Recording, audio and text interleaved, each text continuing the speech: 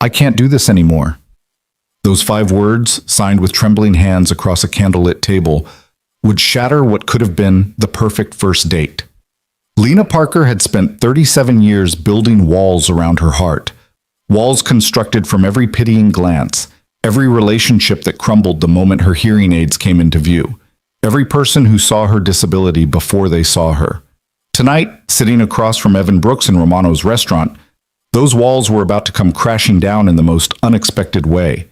But before we get to how 3 8-year-old girls changed everything, let me ask you to stay with me until the end, hit that like button, and comment what city you're watching from so I can see how far this story travels. The Friday evening crowd at Romano's hummed with the familiar symphony of clinking silverware, muted conversations, and the occasional burst of laughter from the bar area.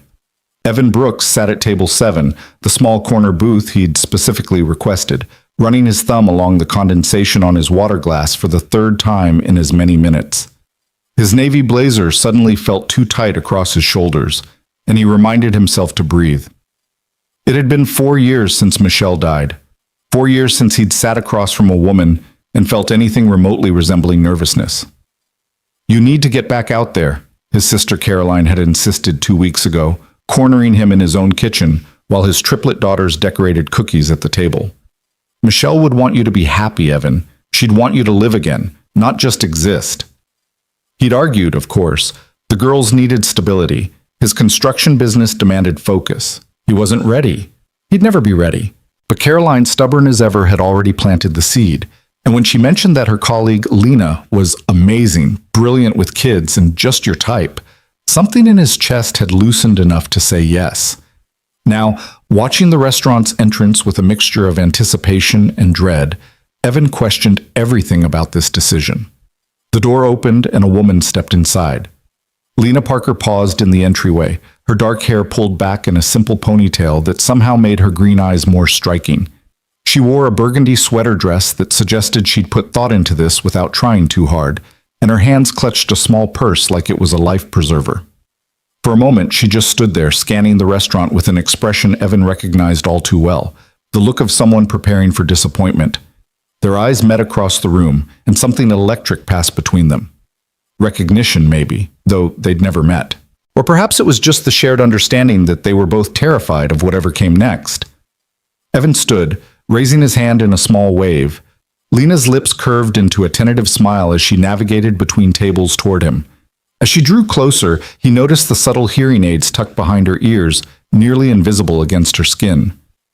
Caroline had mentioned Lena was deaf, had asked if he'd be comfortable with that, and he'd almost laughed at the question. "Hi," Lena said as she reached the table, her voice carrying the slightly different cadence of someone who couldn't hear their own speech. "You must be Evan." "I am," he replied, making sure she could see his face clearly as he spoke. "It's really nice to meet you, Lena." He pulled out her chair, and she blinked in surprise before accepting the gesture. As she settled in, Evan caught the briefest flicker of something across her face. Suspicion, maybe, or disbelief. Like she couldn't quite trust this moment to be real. "Caroline talks about you all the time," Lena said once they were both seated. "I'm pretty sure I know your entire life story already." Evan chuckled. "I apologize for my sister. She means well, but subtle isn't exactly in her vocabulary." "No," Lena agreed, her smile widening. "It definitely isn't. She's been trying to set this up for 6 months." "6 months?" Evan's eyebrows shot up. "She told me 2 weeks. She probably thought you'd run if you knew how long she'd been planning this." Lena's fingers traced the edge of her menu. "I almost did. Run, I mean." The honesty caught him off guard in the best way. "What made you stay?" Lena was quiet for a moment, considering. "Curiosity, I guess. And Caroline can be very persuasive when she wants to be. That's the understatement of the century." Their server approached. Marcus, according to his name tag, a young man with an eager smile who immediately launched into the evening's specials. Evan watched Lena's face as she tried to follow along, saw the slight furrow between her brows as Marcus spoke too quickly, turned his head too much. Without thinking, Evan gently interrupted. "Could you slow down just a bit?" he asked Marcus kindly. "And maybe face us when you're speaking? My friend needs to read your lips." Marcus's eyes widened with understanding, and he immediately adjusted. repeating the specials more slowly and maintaining eye contact with both of them. When he finished, Lena's expression had shifted. That suspicious look was back, mixed with something else Evan couldn't quite read. After they'd ordered, chicken marsala for her, ribeye for him, Lena folded her hands on the table and looked at him directly. "You knew," she said. It wasn't a question. "Caroline mentioned you're deaf, yes. And you still came." The way she said it, with such quiet disbelief, made Evan's heart ache. "Of course I still came. Why wouldn't I?" Lena's laugh was short, humorless. "Most men don't. Or they come once, realize it's too much work, and I never hear from them again. Pun not intended." "Then most men are idiots," Evan said simply. She studied him for a long moment, those green eyes searching for something, pity, maybe, or false kindness. Whatever she was looking for, she didn't seem to find it, because eventually she relaxed slightly into her chair. "Tell me about your daughters," she said, changing the subject. "Caroline says you have triplets?" Evan's entire demeanor transformed at the mention of his girls. "I do. Sophie, Emma, and Grace. They're 8, and they're the best thing that ever happened to me. Also the most exhausting thing, but mostly the best." "That's a lot of energy in one household." "You have no idea." He pulled out his phone, scrolling to his photos. "This is Sophie. She's the oldest by 4 minutes and never lets her sisters forget it. Total perfectionist, reads at a 6th grade level, and thinks she's basically a co-parent." The photo showed a serious-looking girl with dark hair and braids, holding up a spelling test marked with a perfect score. "This is Emma, middle child, the peacemaker. She's convinced she's going to be a veterinarian and brings home every stray animal in a 5-mile radius. We currently have 2 cats, a dog, 3 hamsters, and a goldfish named Sir Bubbles." Lena laughed, a genuine sound that made Evan's chest warm. Emma's photo showed a gap-toothed grin and arms full of a squirming puppy. "And this is Grace, the baby of the family by 7 minutes. She's the wild card, artistic, impulsive, and has absolutely no fear. Last month she decided she wanted to be a tightrope walker and strung a rope between 2 trees in our backyard. Nearly gave me a heart attack." Grace's photo captured her mid-leap off a swing set, face full of pure joy. "They're beautiful," Lena said softly, and Evan heard the weight behind those words. "You must be very proud." "Every single day." He paused, then added, "They're actually the reason I said yes to this date." Lena's eyebrows rose. "Your 8-year-old daughters encouraged you to date?" "Not exactly." Evan set his phone down, his expression growing more serious. "After their mother died, I kind of shut down for a while. Went through the motions, took care of them, worked, but I wasn't really living. About 6 months ago, Sophie cornered me. And when Sophie corners you, there's no escape, and told me I wasn't happy anymore, said Mom wouldn't want me to be sad forever." She sounds wise beyond her years. She is, terrifyingly so. Evan's smile was bittersweet. "So I've been trying to be present again, to let people in. Caroline offering to set me up felt like a test I was finally ready to take." Lena was quiet, absorbing this. "I'm sorry about your wife." "Thank you. It's been 4 years and some days are harder than others, but we're okay. The girls are resilient." Their food arrived, and for several minutes they ate in comfortable silence. Evan watched Lena carefully cut her chicken into precise pieces, noticed how she kept her eyes on him whenever he spoke, how she positioned herself to see as much of the restaurant as possible. Survival instincts, he recognized, ways of navigating a world not built for her. "Can I ask you something?" Lena said suddenly. "Anything." "Why are you being so normal about this?" Evan set down his fork. "About what?" "About me. About—" She gestured vaguely at her hearing aids. "This. Most people either treat me like I'm made of glass or like I'm stupid. You're doing neither, and honestly, it's throwing me off." "Would you prefer I treat you like you're made of glass or stupid?" Evan asked with a slight smile. "No, Lena huffed out a frustrated breath. "That's not what I meant." "I know what you meant." Evan leaned forward slightly. "You want to know if I'm faking it? If this is some kind of act that'll fall apart once the novelty wears off. Lena's silence was answer enough. I'm not faking anything, Evan said quietly. I'm just treating you like a person I'm getting to know, because that's what you are. A person who happens to be deaf, not a deaf person who happens to exist. Something flickered across Lena's face. Hope, maybe, or fear. You'd be surprised how rare that attitude is. I probably wouldn't, actually. They fell into easier conversation after that. Lena told him about her work at Meadowbrook Elementary, about the 12 special needs students in her classroom who challenged and amazed her daily. She talked about learning ASL as a teenager after a car accident stole her hearing at 16, about the grueling years of speech therapy and adaptation, about rebuilding an entire identity from scratch. Evan listened, really listened, asking questions that showed he understood the difference between hearing her story and truly comprehending it. He shared more about his girls, about the chaos of single parenting, about how he'd learned to braid hair through YouTube videos and still couldn't figure out how to get the tangles out of doll hair. 20 minutes passed like 20 seconds. Lena found herself laughing more than she had in months, found herself relaxing into the conversation in a way that felt dangerously close to hope. Evan's smile reached his eyes when he talked about his daughters, and there was something solid about him, something steady that made her want to trust him. And that's when the panic hit. Because Lena had been here before, had felt this spark, this connection, this dangerous flutter of possibility, and every single time, without exception, it had ended the same way, with disappointment, with rejection, with the crushing realization that no one actually wanted to deal with the reality of loving someone who couldn't hear them say, "I love you," in the dark. Her phone buzzed on the table, a text from her friend Rachel checking in. Lena glanced at it, then at Evan, who was in the middle of a story about Grace trying to teach the dog to play fetch with her art supplies.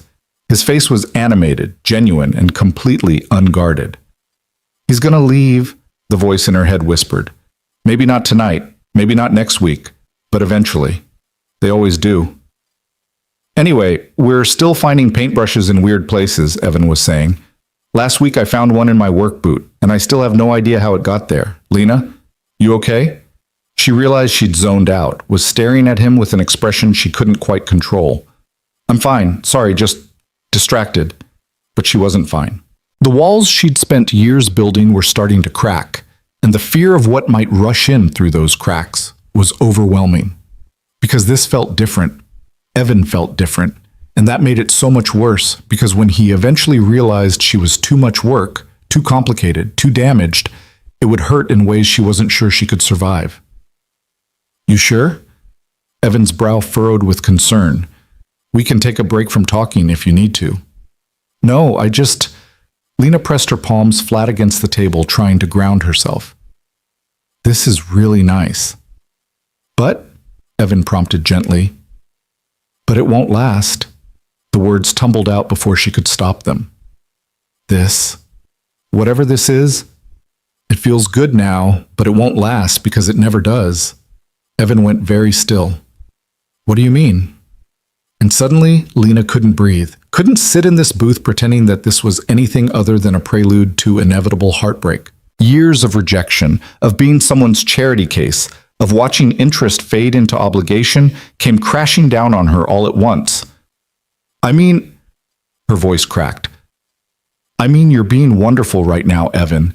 You're saying all the right things, doing all the right things, but eventually you'll realize that dating me isn't just about dinner conversation.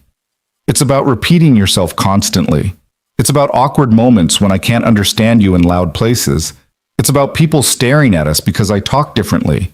It's about 1,000 tiny inconveniences you haven't even considered yet.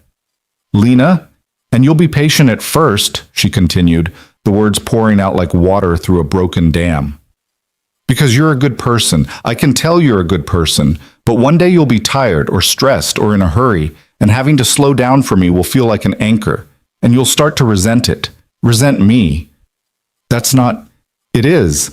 Lena's hands were shaking now. "And it's exactly what happens. Every time.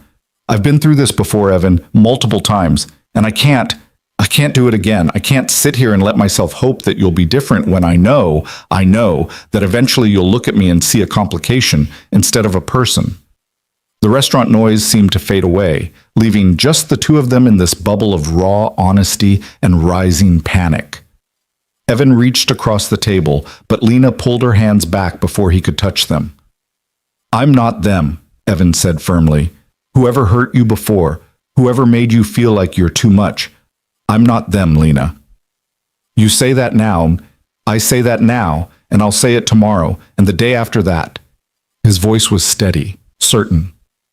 "I understand that you've been burned. I get it. But you can't punish me for other people's failures." Lena laughed, a sharp, broken sound. "I'm not punishing you. I'm protecting myself." "By running before anything even starts?" "Yes." The admission cost her something. "Because at least this way I control when it ends. At least this way I don't have to watch you fall out of love with me piece by piece until there's nothing left." Evan's expression shifted to something that looked painfully like understanding.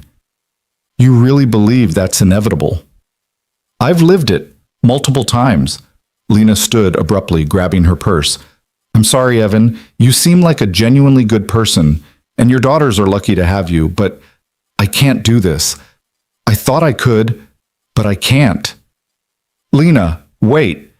But she was already moving, navigating between tables with practiced efficiency, heading for the exit like it was a lifeline. She could feel Evan's eyes on her back, could imagine the disappointment and confusion on his face, and it made her move faster. "No one actually wants to date someone like me," she thought as she pushed through the restaurant's front door. "No one ever really has." The cool evening air hit her face, and Lena sucked in a breath, trying to calm the racing of her heart. She'd done the right thing, saved herself from future pain, protected what was left of her battered heart. So why did it feel like she'd just made the biggest mistake of her life? Behind her, inside Romano's, Evan sat frozen at table 7, staring at the half-eaten meals and the empty chair across from him. His mind was reeling, trying to process what had just happened, trying to understand how a date that had been going so well could fall apart so completely. But beneath the confusion, beneath the disappointment, was something else. Something that felt uncomfortably like recognition. Because he'd seen that kind of fear before. Had held it in his arms during Michelle's final months, when she'd tried to push him away to spare him the pain of losing her. Had fought against it then, and won, and built a beautiful life for however long they'd been given. Lena was running from pain, not from him. She was so convinced she wasn't worthy of love that she'd sabotage the possibility before it could sabotage her. And Evan, who'd spent 4 years learning to live again, who'd been taught by his late wife that love was worth fighting for even when it was hard, couldn't just let her walk away believing she was unlovable. He pulled out his wallet, threw down enough cash to cover the bill and a generous tip, and stood to follow her. But before he could take 2 steps, 3 small figures came barreling through the restaurant's side entrance, the one that led from the private event room where they were supposed to be safely contained at Emma's friend's birthday party. Sophie, Emma, and Grace Brooks, dressed in matching party dresses and looks of absolute determination, screeched to a halt in front of their father. "We saw her leave," Sophie announced, her hands already moving in sign language even as she spoke. "The pretty lady from your date. She looked sad." "Girls, what are you doing out here?" Evan glanced frantically between his daughters and the door Lena had just exited through. "You're supposed to be at Madison's party." "We snuck out," Grace said matter-of-factly. "Emma saw you through the window and we wanted to spy." "Grace!" Emma elbowed her sister. "We weren't spying, we were observing." "That's literally the same thing," Sophie interjected, then turned her sharp gaze on her father. "Why did she leave, Dad? Did you mess it up?" Evan ran a hand through his hair. "It's complicated, sweetheart." "Did you tell her about Mom?" Emma asked, her voice soft. The question stopped Evan cold. "What?" "About how Mom was deaf too," Sophie clarified. "About how you know sign language and everything. Because if you didn't tell her, she probably thinks you're just being nice like everyone else who's just being nice and doesn't actually understand." Evan stared at his 8-year-old daughter, wondering when exactly she'd become so perceptive. "We heard you talking earlier," Emma admitted, shifting her weight from foot to foot. "About how the lady, Lena, has been hurt before. About how people treat her different."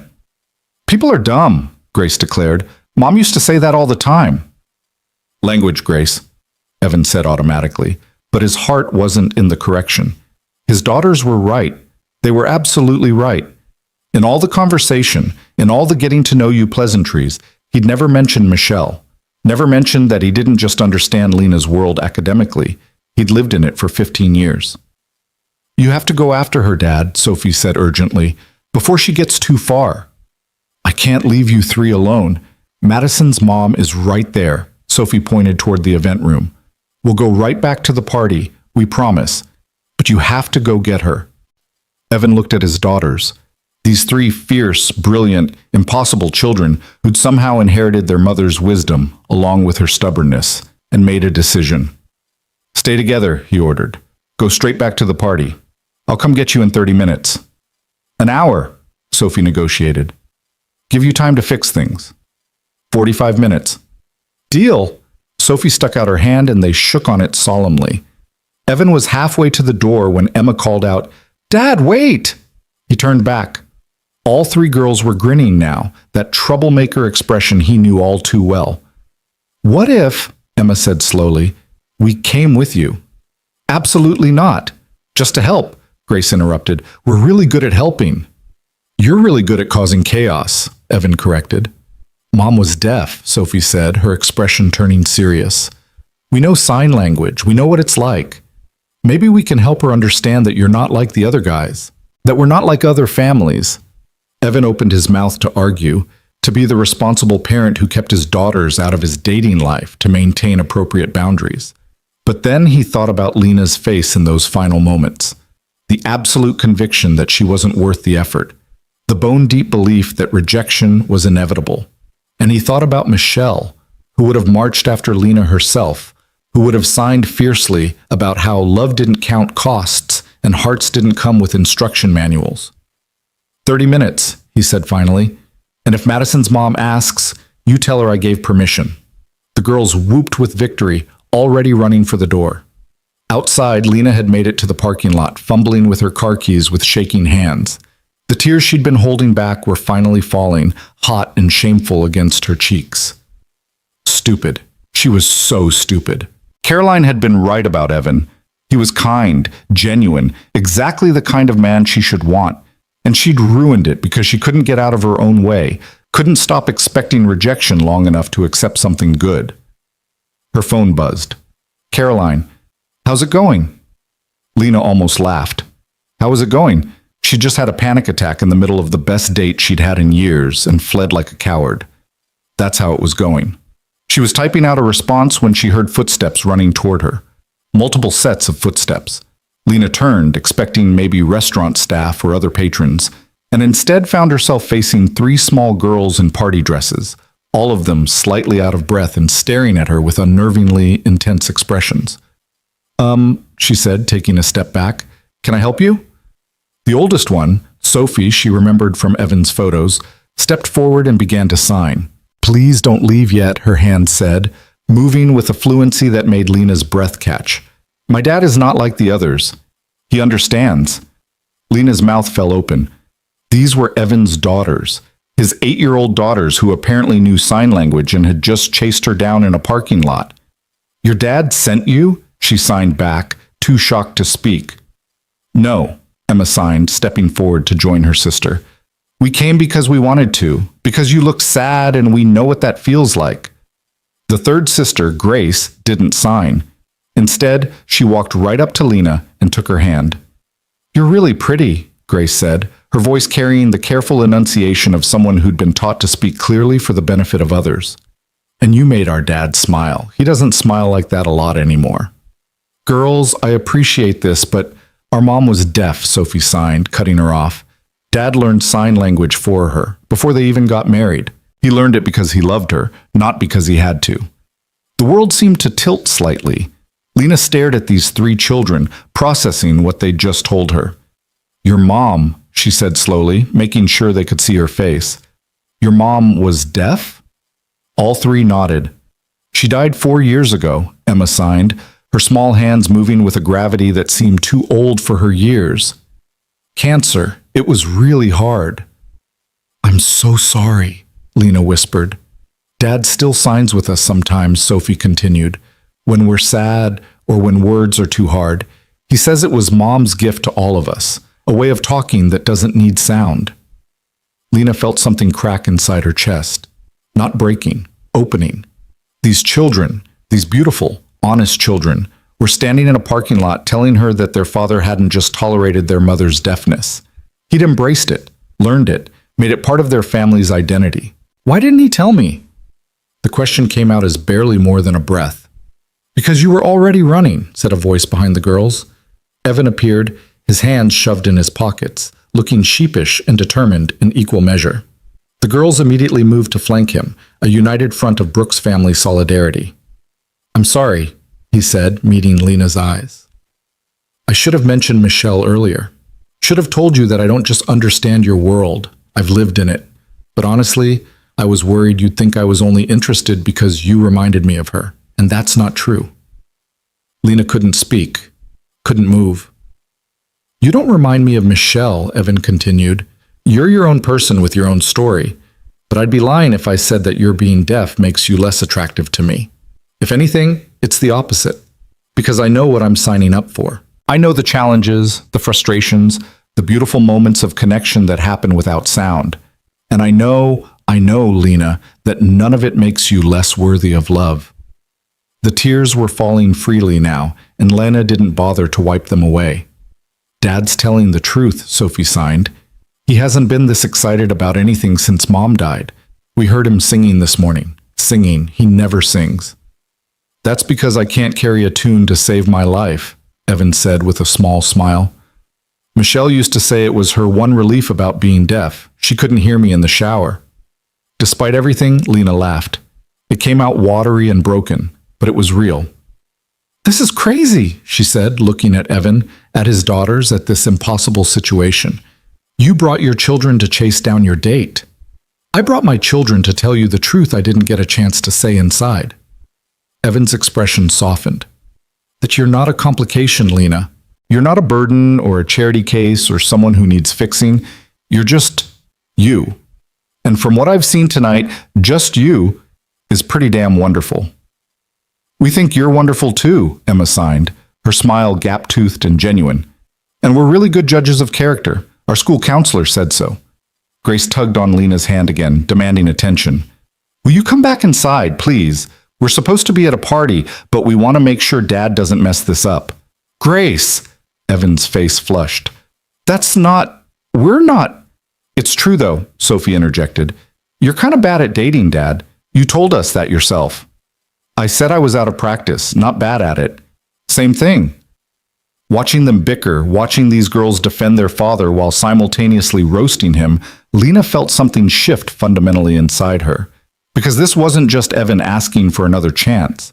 This was a whole family, complicated and loving and utterly sincere, standing in a parking lot at dusk telling her she belonged. And maybe, just maybe, they were right. Okay, Lena heard herself say. All four Brooks family members froze. Okay, Evan repeated, hope flooding his features. Okay, Lena confirmed, her voice stronger now. I'll come back inside, we'll finish dinner, but I need you to promise me something. Anything. If this gets to be too much, if I get to be too much, you tell me. You don't just fade away or make excuses, you be honest with me. Can you do that? Evan stepped closer, his eyes never leaving hers. I can do that. Can you promise me something too? Maybe. Promise you'll stop assuming I'm going to leave before you've given me a real chance to stay. The request hung in the air between them, terrifying and necessary. Lena thought about all the time she'd protected herself by leaving first, by building walls so high that no one could climb them. She thought about the years she'd spent alone, convinced it was safer than the alternative. And she thought about these three girls who'd lost their mother but still believed in love enough to chase down a stranger in a parking lot. I'll try, Lena said finally. I can't promise I won't panic again, but I'll try. That's all I'm asking. Evan held out his hand, leaving the choice to her. Lena looked at his outstretched hand, then at his daughters, all three watching with barely contained excitement, then back at Evan's face. Kind, patient, genuinely interested Evan, who'd learned sign language for love and still remembered it 4 years after loss. She took his hand. The girls erupted in cheers, jumping up and down in their party dresses. Sophie immediately began signing, "I told you it would work," while Emma clapped her hands in delight and Grace literally punched the air in triumph. All right, Evan laughed, squeezing Lena's hand gently before releasing it. "You three need to get back to that party before Madison's mom sends out a search party." "But we want to stay with you guys," Grace protested. "Absolutely not. This is a date, not a family outing. What if we just—" "No. But, Sophie, take your sisters back to the party. Now." The oldest Brooks daughter sighed dramatically, but nodded. "It was nice to meet you," she signed to Lena. "Take care of our dad. He's kind of clueless sometimes, but he means well." "I will," Lena signed back, surprising herself with the promise. The girls headed back toward the restaurant, whispering and giggling among themselves. At the door, all three turned and waved enthusiastically. Lena waved back, feeling like she'd just stepped into an alternate universe where first dates included parking lot interventions by third graders. "I'm sorry about that," Evan said once they were alone. "I swear I didn't plan for them to ambush you." "I know." Lena's lips twitched. "They ambushed both of us, I think." "They're nothing if not determined. Gets that from their mother." His expression turned thoughtful. "Michelle would have liked you, I think. She had a thing for strong women who didn't take anyone's crap." "Is that what I am?" "Among other things, yes." They stood there in the parking lot as evening deepened into night, the restaurant's warm light spilling out behind them. Lena felt raw, exposed, like all her carefully constructed defenses had been stripped away in the span of 20 minutes. But she also felt something else. Seen. Truly, honestly seen. Not as a disability or a project or a replacement for someone gone. Just as herself, complicated, damaged, scared, and somehow miraculously still worth fighting for. "So," Evan said after a moment, "do I get that second chance at finishing our first date? Our food's probably cold by now, but I'm pretty sure we can convince Marcus to warm it up." Lena thought about the chicken marsala waiting inside, about the conversation they'd barely started, about the 1,000 ways this could still go wrong.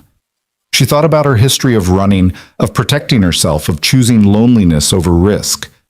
And then she thought about 3 girls in party dresses who believed love was worth chasing, and their father who'd learned an entire language just to say, "I love you," in a way his wife could fully understand.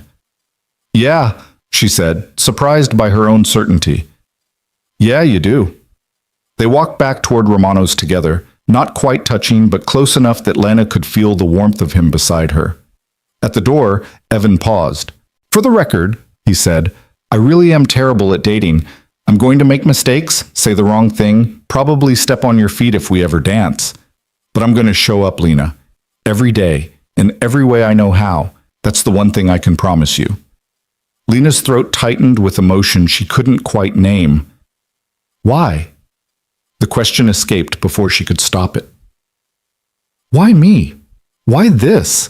You could find someone easier, someone less—" "Complicated?" Evan finished for her. "Less damaged? Less work?" He shook his head. "First of all, everyone's complicated and damaged and work. That's just being human. But second, and this is important, I'm not looking for easy, Lena. I'm looking for real. And tonight, even with the panic attack and the dramatic exit and my daughter staging an intervention, this is the most real I've felt in 4 years." The words settled over her like a blanket, warm and impossible to ignore. "Okay," she whispered. "Okay. Okay." Stronger now. "Let's go finish our date." Evan's smile could have powered the entire restaurant. He opened the door, and they stepped back inside together. Marcus spotted them immediately, his eyes widening in surprise and what looked like relief. He hurried over, menus in hand. "Welcome back," he said, speaking slowly and making sure they could both see his face. "Your table's still available, and I can have the kitchen remake your entrees if you'd like." "That would be perfect," Evan said. "Thank you." As they settled back into booth 7, Lena felt the eyes of other diners on them. Curiosity, mostly, maybe some judgment. But for the first time in longer than she could remember, she didn't care. Let them stare. Let them wonder. She was done shrinking herself to make others comfortable. "So," Evan said once they were seated, his eyes twinkling with humor, "where were we before the dramatic intermission?" Lena laughed, actually laughed, and it felt like breathing after being underwater too long. I think you were telling me about Grace and the paintbrush incident. Right! So there I am trying to get to a job site, and I feel something poking my toe. And just like that, they picked up where they'd left off. The conversation flowed easier this time, without the weight of Lena's unspoken fears crushing every word. She told him about her students, about the little victories and daily challenges of teaching kids who learn differently. He shared more about single parenthood, about the time all three girls got head lice simultaneously and he'd had to watch 6 hours of YouTube videos to figure out the treatment. They talked about Michelle, carefully at first, but with growing ease. About how she'd been a graphic designer who specialized in children's books. About her wicked sense of humor and terrible cooking skills. About the way she'd fought her cancer with grace and fury right up until the end. She sounds amazing, Lena said softly. She was. Evan's smile was sad but genuine. She was also stubborn as hell, and had a tendency to rearrange furniture in the middle of the night when she couldn't sleep. I'd wake up and the entire living room would be facing a different direction. That must have been disorienting. You have no idea. But it kept things interesting. He paused, choosing his words carefully. I loved her completely, Lena, and I'll always love her, in the way you love someone who shaped who you are. But she's gone. And I'm still here. And she'd be the first person to tell me to stop living in the past. Lena understood what he was saying. This wasn't about replacing someone irreplaceable. It was about having the courage to begin again, even when beginning was terrifying. Their fresh meals arrived and they ate slowly, savoring both the food and the conversation. Evan asked about her childhood, about the accident that had taken her hearing, and listened without flinching when she described the isolation and grief of losing a sense she'd taken for granted. Do you miss it? He asked. Sound, I mean.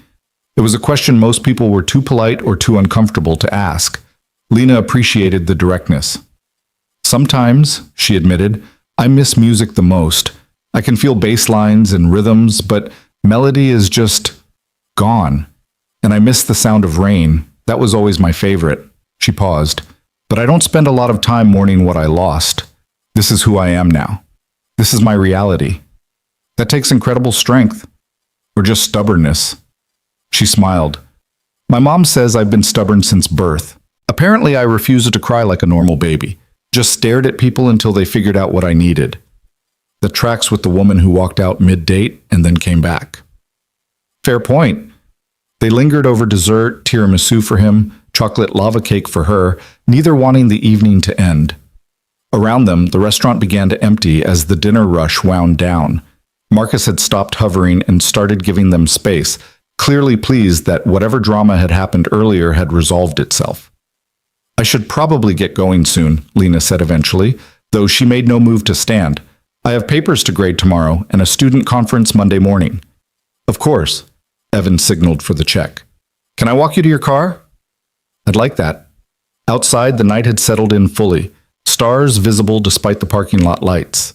Lena's car was where she'd left it, her keys still clutched in her hand from her earlier panic. So, Evan said as they reached her driver's side door, would you maybe want to do this again sometime?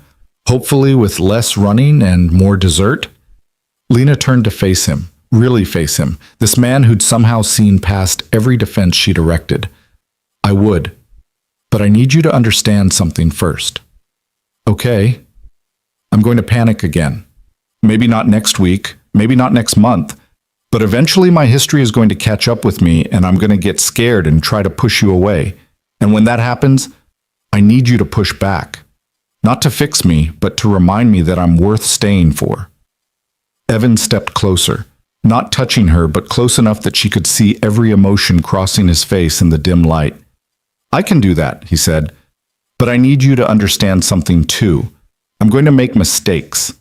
I'm going to say the wrong thing or miss something important or get overwhelmed by parenting and forget to text you back. And when that happens, I need you to tell me, not assume it means I'm losing interest. Deal. They stood there for another moment, the air between them crackling with potential and possibility. I'm not going to kiss you, Evan said suddenly. Lena blinked. What? Not tonight. I want to, believe me, but I think we should take this slow. Build something real before we complicate it with physical stuff. He grinned. Also, my daughters are absolutely watching us from the party room window right now, and I refuse to give them that kind of ammunition. Lena glanced toward the restaurant, and sure enough, 3 small faces were pressed against a window, barely visible but definitely present. She laughed, feeling lighter than she had in years. Your daughters are menaces. I'm aware. They're also pretty incredible. That too. Lena opened her car door, then turned back. Evan? Thank you. For not giving up, for coming after me. Always, he said simply. And somehow she believed him. She drove home that night with her heart full and her mind racing, already second-guessing and overthinking and wondering if she'd just made the best decision of her life or set herself up for the worst heartbreak yet. But beneath all the noise and fear was something else, something fragile but growing. Hope.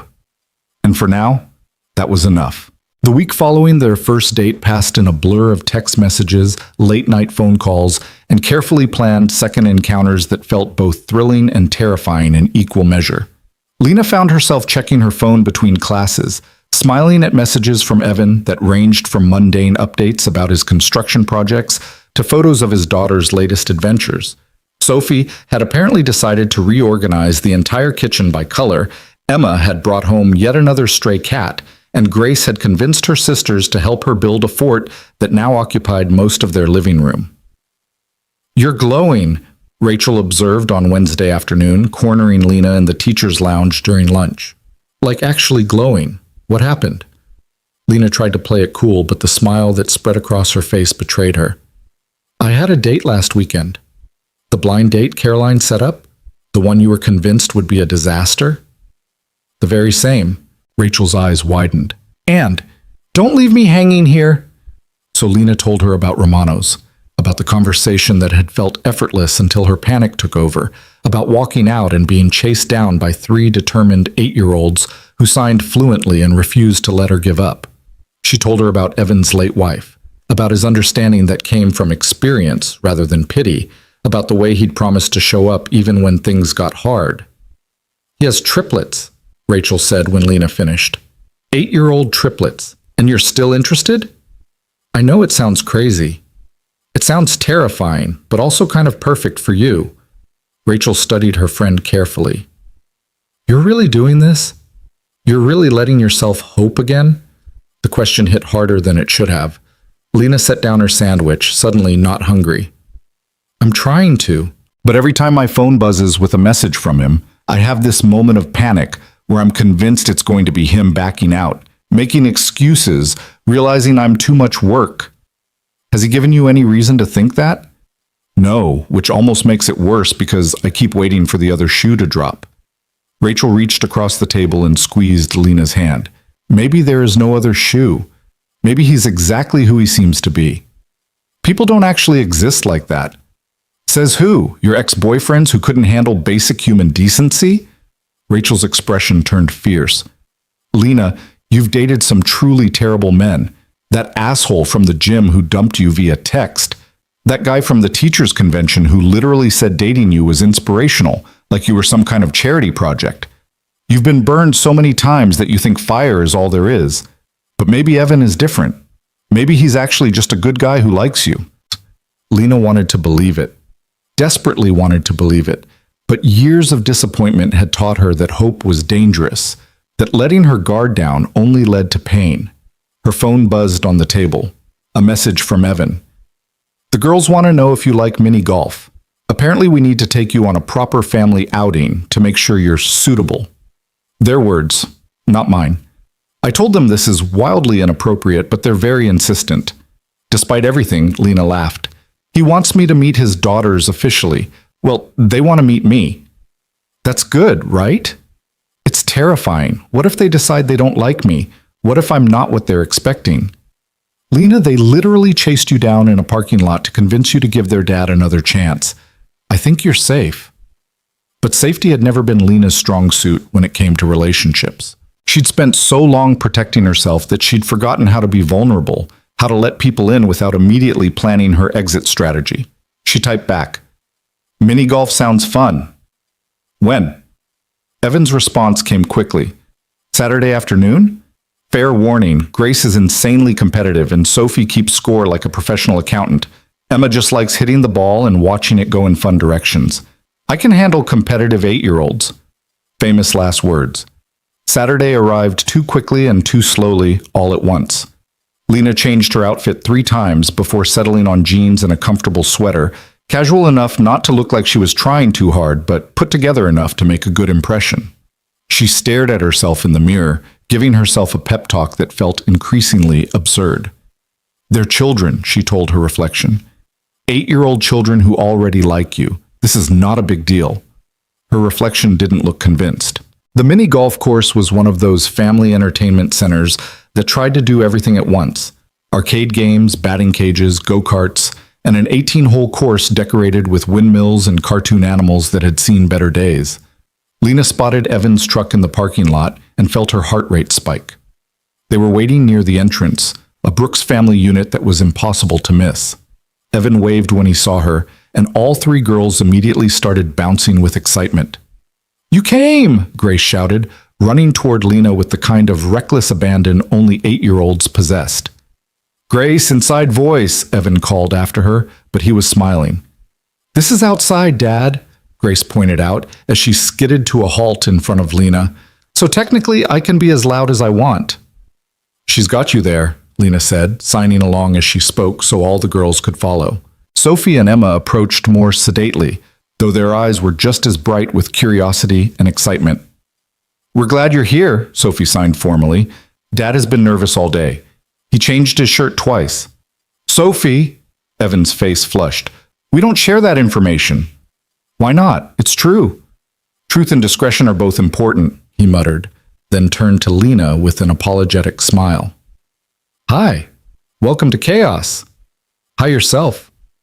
Lena felt some of her nervousness ease at his obvious discomfort. At least she wasn't the only one who was anxious about this. They collected putters and scorecards from the front desk, and the attendant, a bored-looking teenager, explained the rules in a monotone that suggested he'd given this speech 1,000 times. Evan translated the important parts into sign language, a gesture so automatic and natural that Lena felt something warm unfold in her chest. "Okay, teams," Sophie announced once they were at the first hole. "Emma and Grace versus me, Dad, and Lena." "Why do you get Lena?" Emma protested. "Because I called it first. Also, we need to make sure the teams are even, and Dad is terrible at mini-golf." "I am not terrible," Evan argued. "I'm just strategically challenged." "You hit the ball into the pond 3 times last time we came here," Grace pointed out. "That pond has a grudge against me." Watching them bicker and tease each other, Lena felt like she was witnessing something sacred.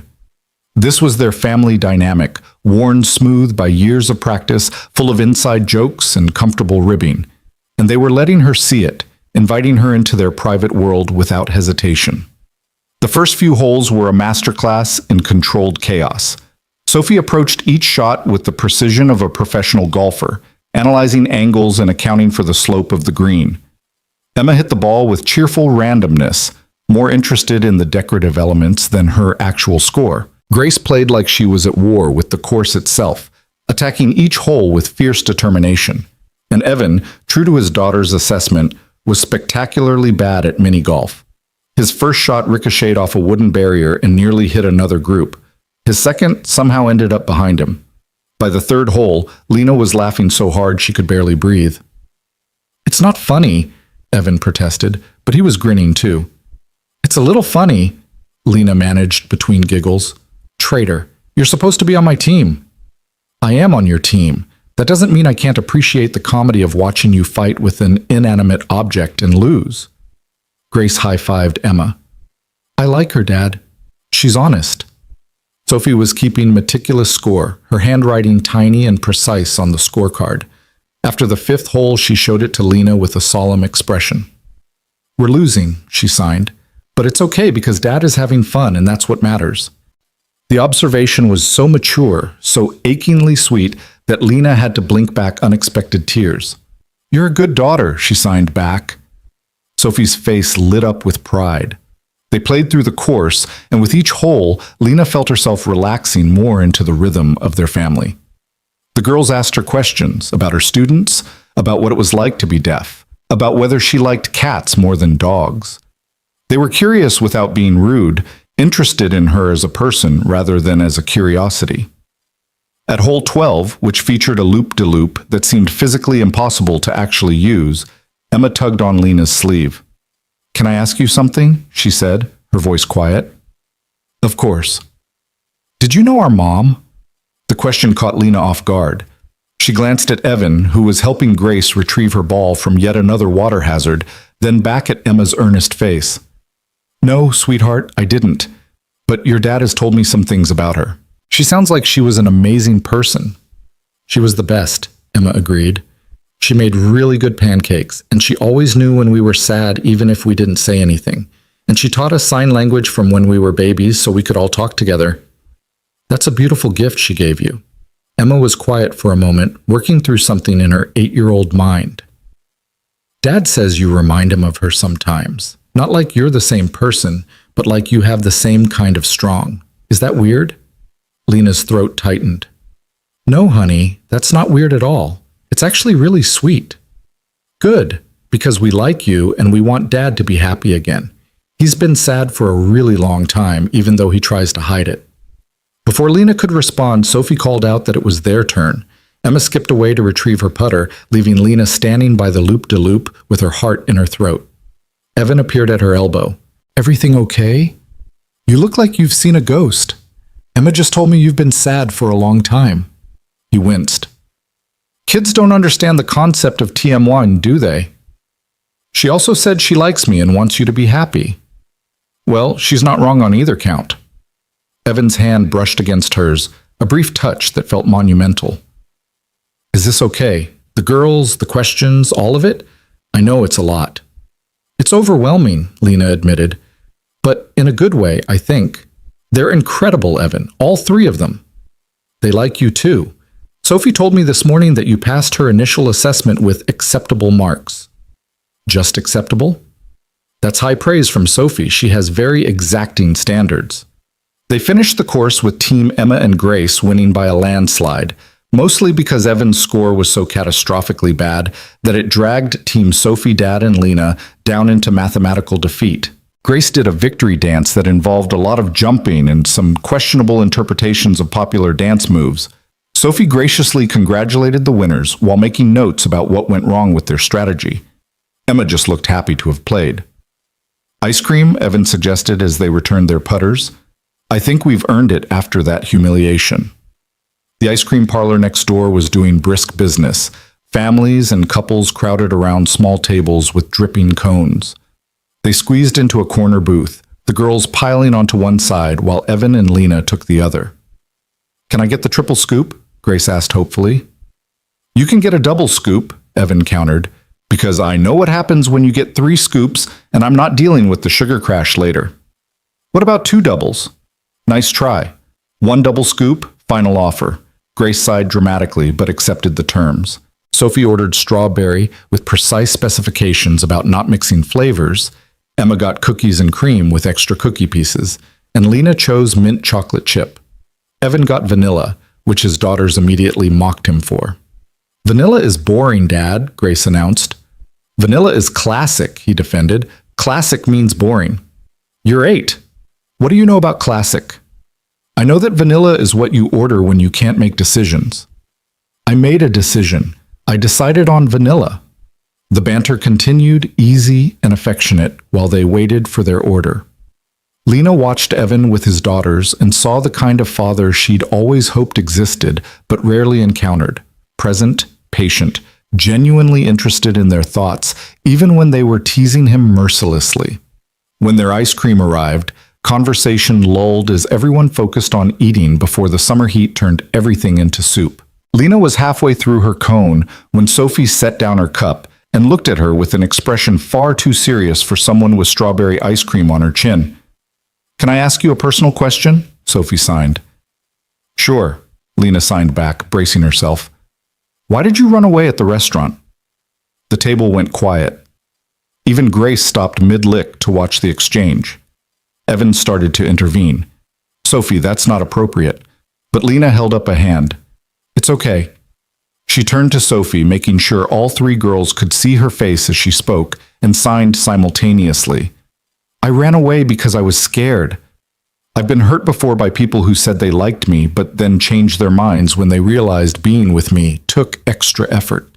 So when your dad was being so nice and everything felt too good to be true, I panicked. I thought it was better to leave before he could leave me. That's sad, Emma said softly. It is sad, but it's also something I'm working on, learning to trust that not everyone is going to hurt me. Dad won't hurt you, Grace stated with absolute certainty.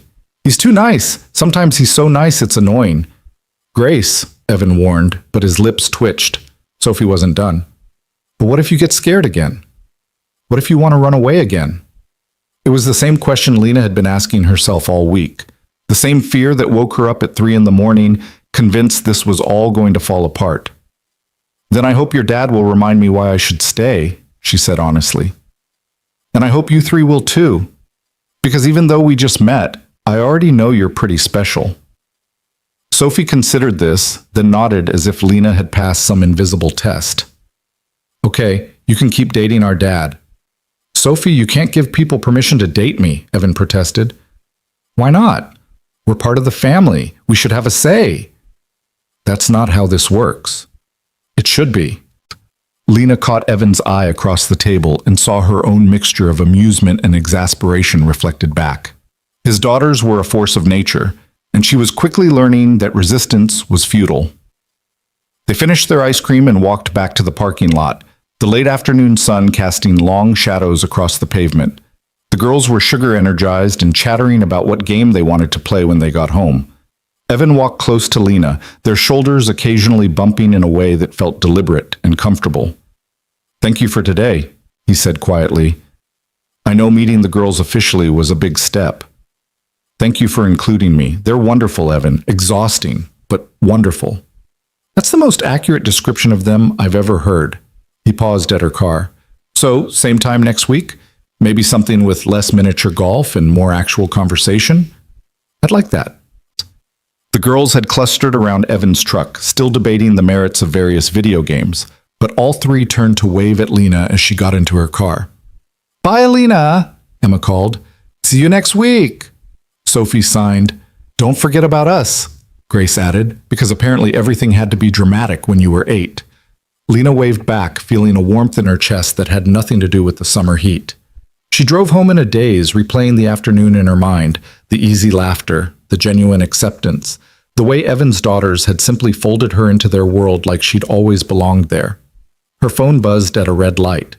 A text from Evan. Sophie says you passed her evaluation with strong potential for long-term compatibility. I'm choosing to take that as a win.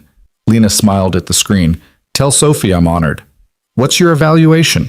I think you're perfect, but I'm biased. The light turned green, but Lena sat there for an extra moment, staring at those words.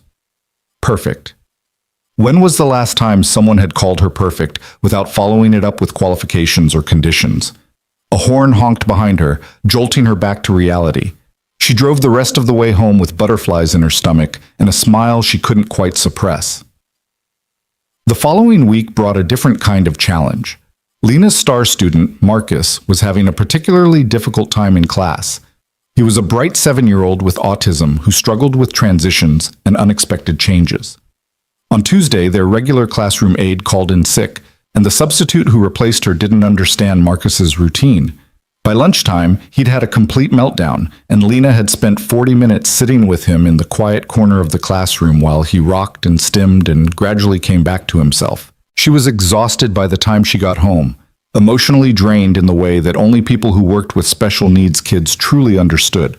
Her apartment felt too quiet, too empty, and the silence that usually brought her peace felt oppressive. Without thinking too hard about it, she texted Evan. Rough day. Just need to vent if you have a minute. His response came within seconds. Call me, or FaceTime if you want to sign it out. They'd been doing this all week, video calls that let them communicate in the hybrid way that felt most natural, her signing while he spoke and signed back, a conversation that existed in 2 languages simultaneously. Lena hit the FaceTime button before she could second-guess herself. Evan's face appeared on screen, concern already evident in his expression. Behind him, she could see what looked like his kitchen, dinner preparations abandoned on the counter. "Hey," he said, signing along. "What happened?" And Lena told him. About Marcus, about the substitute aide who'd tried to force him to participate when he clearly needed space, about the way the other students had gotten upset when Marcus was upset, about how she'd had to choose between managing one child's crisis and maintaining order for the other 11. She told him about the frustration of knowing exactly what Marcus needed but not being able to provide it without support, about the administrative bureaucracy that meant requesting a consistent aide took weeks of paperwork. Evan listened without interrupting, his face on the screen a steady point of focus.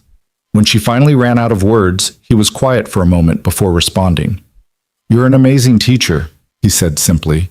"And what you did for Marcus today, giving him that space and patience when everyone else was trying to force him to be something he couldn't be in that moment, that's everything. You know that, right?" "It doesn't feel like everything. It feels like I failed the other 11 kids who needed me too." "You can't be everywhere at once, Lena. You made the call you had to make, and you got all 12 kids through the day safely. That's not failure. That's success under impossible circumstances." Something in Lena's chest loosened. "Thank you. I just needed someone to tell me I wasn't completely screwing everything up." "You're not screwing anything up. You're doing the best you can with limited resources and a system that doesn't support you the way it should." They talked for another 20 minutes, the conversation drifting from her day to his, a project that was running behind schedule, a client who kept changing specifications, the girl's ongoing campaign to convince him to get another dog. It was normal, domestic, the kind of conversation couples had when they were simply sharing their lives with each other.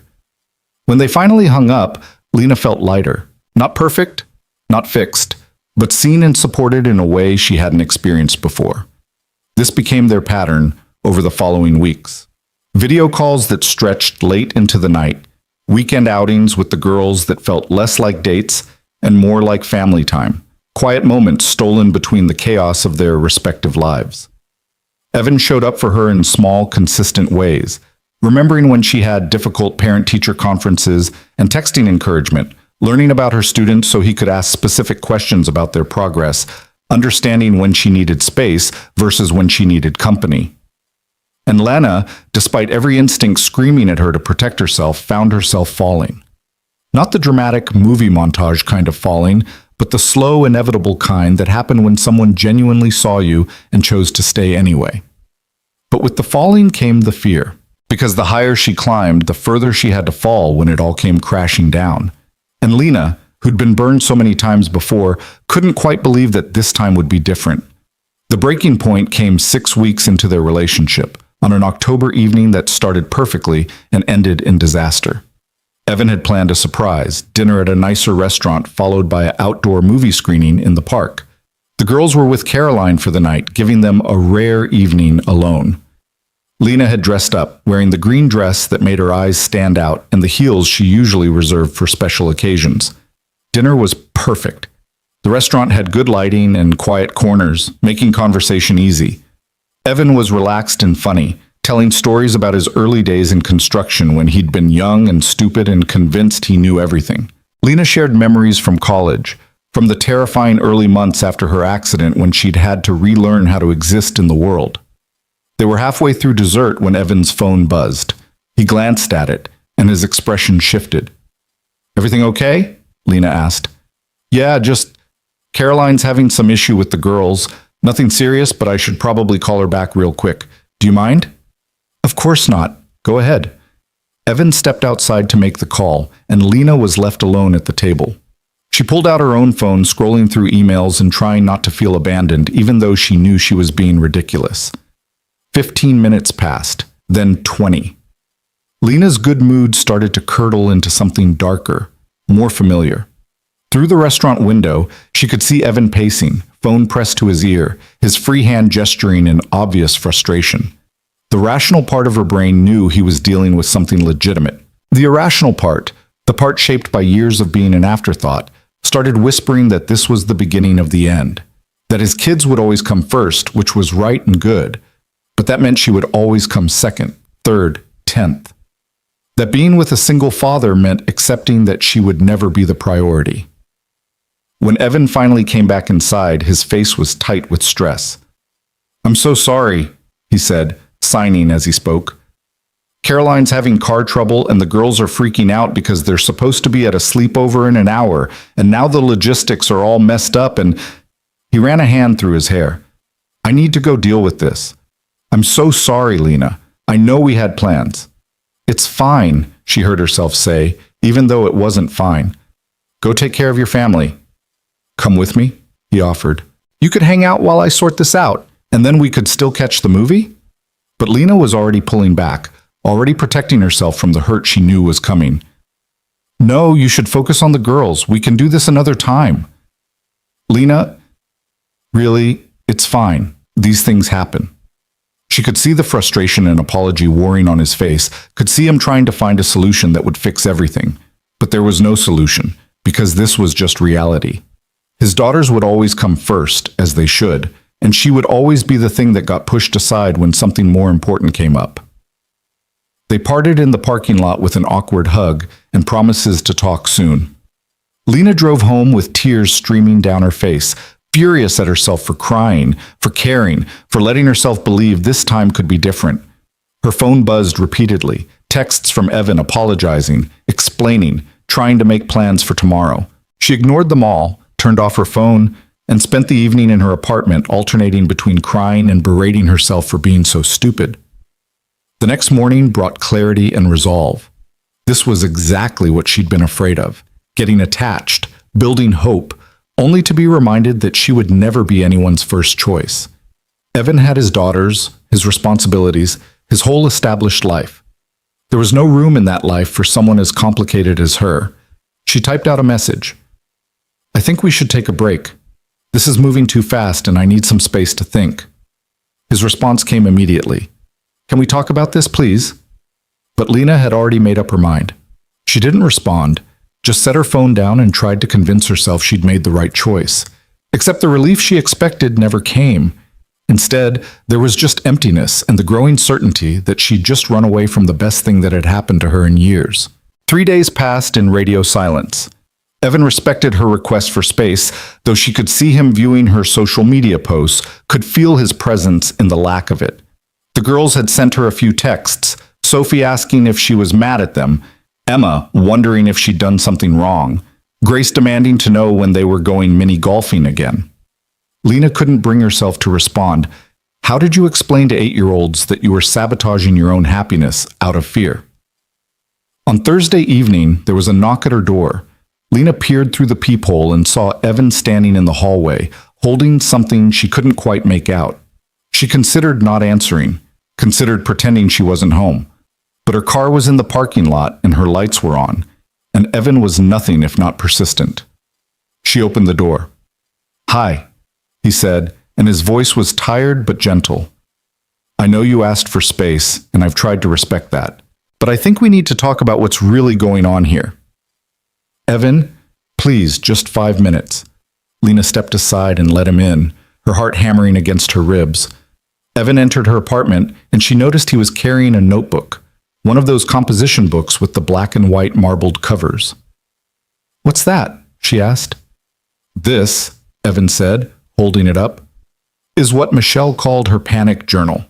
When she got overwhelmed or scared about the future or convinced I was going to leave her because being with someone who was deaf was too hard, she'd write it all down here. Every fear, every worst-case scenario, every reason why she wasn't good enough." He opened the notebook to a random page and showed it to Lena. The handwriting was feminine and precise, the words devastating. "He's going to realize I'm too much work. No one stays. They never stay." Lena's breath caught. She struggled with this too, Evan continued softly. This fear that she wasn't worth the effort, that being deaf made her less deserving of love. And no matter how many times I told her she was wrong, part of her never quite believed it. He looked at Lena directly. "I don't want to make the same mistakes with you that I made with Michelle. I don't want to let you convince yourself you're not worth fighting for when you absolutely are." "This isn't about worth," Lena managed. "This is about reality. Your daughters will always come first, and they should. But that means I'll always be secondary, and I've been secondary my whole life. I can't do it anymore." You're right that my daughters come first, Evan agreed, but that doesn't mean you're secondary. That's not how love works, Lena. Love isn't a competition or a hierarchy. There's room in my life for all of you. Until there isn't, until something has to give and I'm what gets sacrificed. That's not... Evan took a breath, clearly trying to stay calm. Saturday night was an emergency. My sister's car broke down on the highway with my 3 kids in it. Yes, I had to leave our date, but I asked you to come with me because I wanted you there. You're the one who decided you didn't belong. The words hit like a slap. That's not fair. Isn't it? You asked for space not because I did something wrong, but because you're looking for an excuse to run. Just like at the restaurant on our first date. Just like you probably have in every relationship before this one. You don't know that. Don't I? Evan's voice was gentle but firm. Lena, I understand that you've been hurt. I understand that trusting someone new is terrifying, but at some point you have to decide whether you're going to keep letting your past dictate your future or whether you're going to take a risk on something real. Lena felt tears threatening and hated herself for it. What if I can't? What if I'm too broken to do this? You're not broken. Evan stepped closer, his eyes never leaving hers. You're scared. There's a difference, and I'm scared too, if we're being honest. I'm terrified of screwing this up, of not being enough, of my daughters getting attached to you and then losing someone else they love. But I'm willing to be scared if it means having you in my life. The notebook was still in his hand, Michelle's fears preserved in permanent ink. Lena thought about this woman she'd never met, this woman who'd fought the same battles she was fighting now. Had she ever won? Had she ever found peace? What happened? Lena asked quietly. With Michelle and her fears, did she ever stop being scared? Evan's smile was sad. Not entirely, but she learned to trust me anyway. She learned that being scared didn't mean she had to run. He paused. The last thing she said to me the night before she died was, "Promise me you'll let yourself love again." I told her it was too soon to talk about that, but she insisted. She said, "Promise me you won't let fear keep you alone." He held out the notebook to Lena. "I'm keeping that promise. I'm not letting fear keep me alone. The question is, are you?" Lena took the notebook with shaking hands, flipping through pages of Michelle's handwriting, fears and doubts interspersed with moments of joy, with reminders to herself about Evan's love, with lists of reasons to stay even when leaving felt safer. On the last page with writing, dated just weeks before Michelle's death, there was a single line. He stayed. Even knowing the end was coming, he stayed. That's how I know it was real. Lena closed the notebook carefully, tears streaming freely now. "I'm sorry I ran. I'm sorry I didn't believe you when you said you weren't going anywhere. I'm sorry I didn't realize how much that phone call would trigger you." Evan wiped a tear from her cheek with his thumb.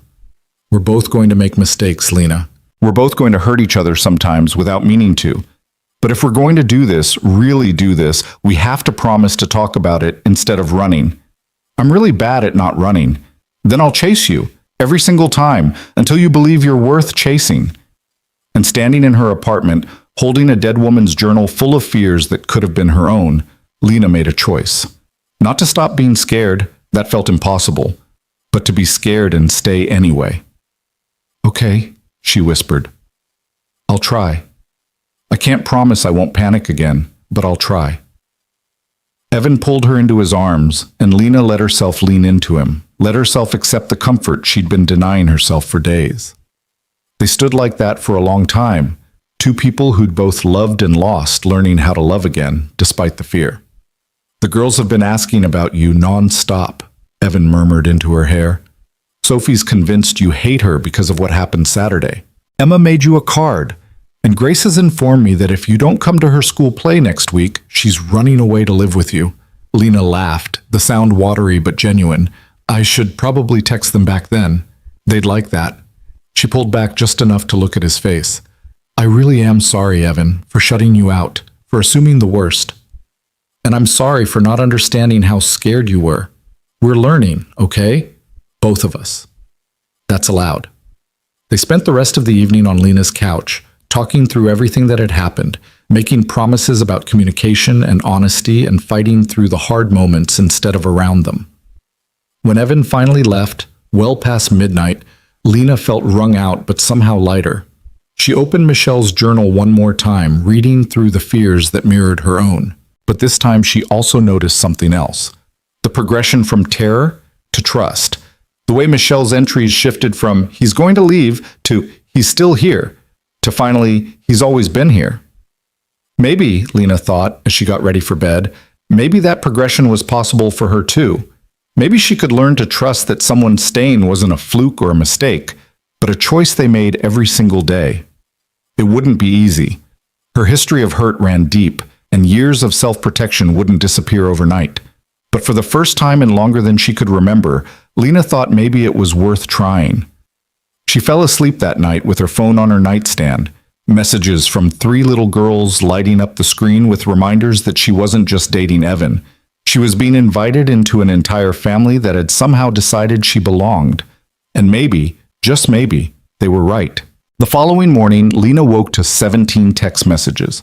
3 from Emma with photos of a card she'd made, construction paper covered in glitter and stickers spelling out "We miss you, Lena" in wobbly letters. 5 from Sophie with detailed updates about what she'd missed in the past 3 days, including a complete breakdown of their science project on plant growth. 9 from Grace, most of which were just emojis and random observations about life, including one that simply read, "Why do hot dogs come in packages of 10 but buns come in packages of 8? This is a conspiracy." Lena found herself smiling at her phone screen, the tightness in her chest from the past few days finally beginning to ease. She responded to each girl individually, thanking Emma for the card, congratulating Sophie on her science project findings, and agreeing with Grace that the hot dog to bun ratio was indeed suspicious and possibly worthy of further investigation. The last message was from Evan, sent at 6 in the morning. "The girls are excited you texted back. Fair warning, they're planning an ambush for this weekend. Something about making sure you know you're part of the family now. I've learned not to ask too many questions when they get that look in their eyes." "Should I be worried?" Lena typed back.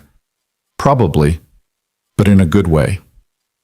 Friday afternoon brought Grace's school play, a somewhat chaotic production of The 3 Little Pigs, where Grace played the wolf with an enthusiasm that bordered on terrifying. Lena arrived at the elementary school auditorium 20 minutes early, scanning the crowd for Evan and his daughters. She found them in the 3rd row, Sophie and Emma saving seats with the fierce determination of children on a mission.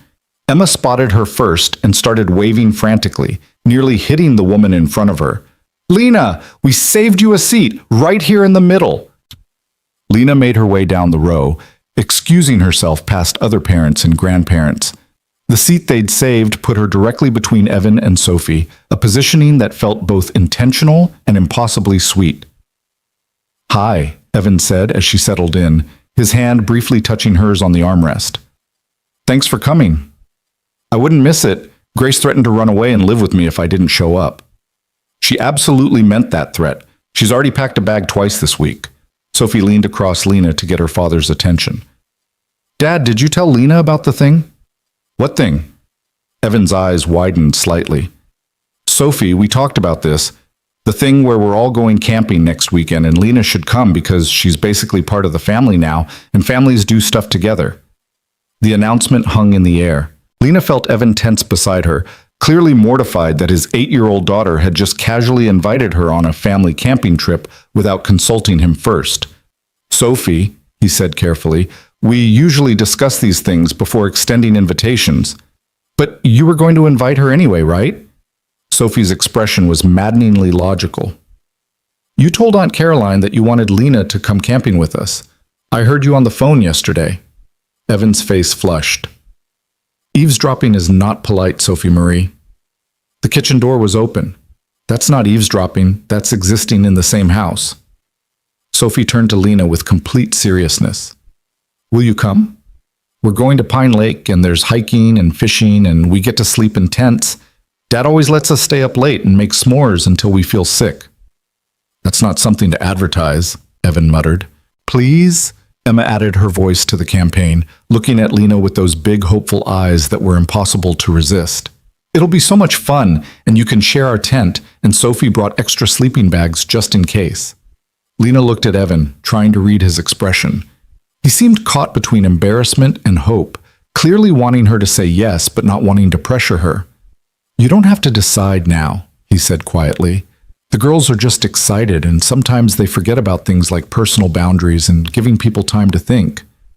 But Lena found she didn't need time to think. A week ago, the invitation would have sent her spiraling into panic about moving too fast, about getting too entangled, about setting herself up for inevitable heartbreak. Now, after reading Michelle's journal and confronting her own fears, the invitation felt less like a trap and more like exactly what Sophie had called it, a family doing stuff together. "I'd love to come," she said, and watched three faces light up with identical expressions of joy. "Really?" Emma bounced in her seat. "You're really coming?" "Really. I haven't been camping since I was a kid, so you'll have to teach me everything." "We're excellent teachers," Sophie informed her solemnly. "Last year, we taught Dad how to properly build a fire after he nearly burned down our campsite." "That was one time," Evan protested, "and the ranger said it was only a small incident, not nearly burning anything down." "He used the fire extinguisher, Dad. That counts as burning something down." Before Evan could defend himself further, the lights dimmed and the play began. It was exactly the kind of elementary school production Lena remembered from her own childhood. Enthusiastic, if not entirely coordinated, with sets that wobbled, and kids who forgot their lines but powered through anyway. Grace made her entrance as the big bad wolf with such aggressive growling that several younger children in the audience looked genuinely frightened. "She's really committed to the role," Lena whispered to Evan. "That's Grace. Everything at 110% or not at all." Watching Grace huff and puff across the stage, Lena felt something shift in her chest. This was what she'd been fighting against, this sense of belonging, of being part of something bigger than herself. She'd spent so long protecting her heart that she'd forgotten what it felt like to actually use it, to let people in and accept the risk that came with caring. When Grace took her final bow, all three girls on their row stood and cheered like they were at a rock concert.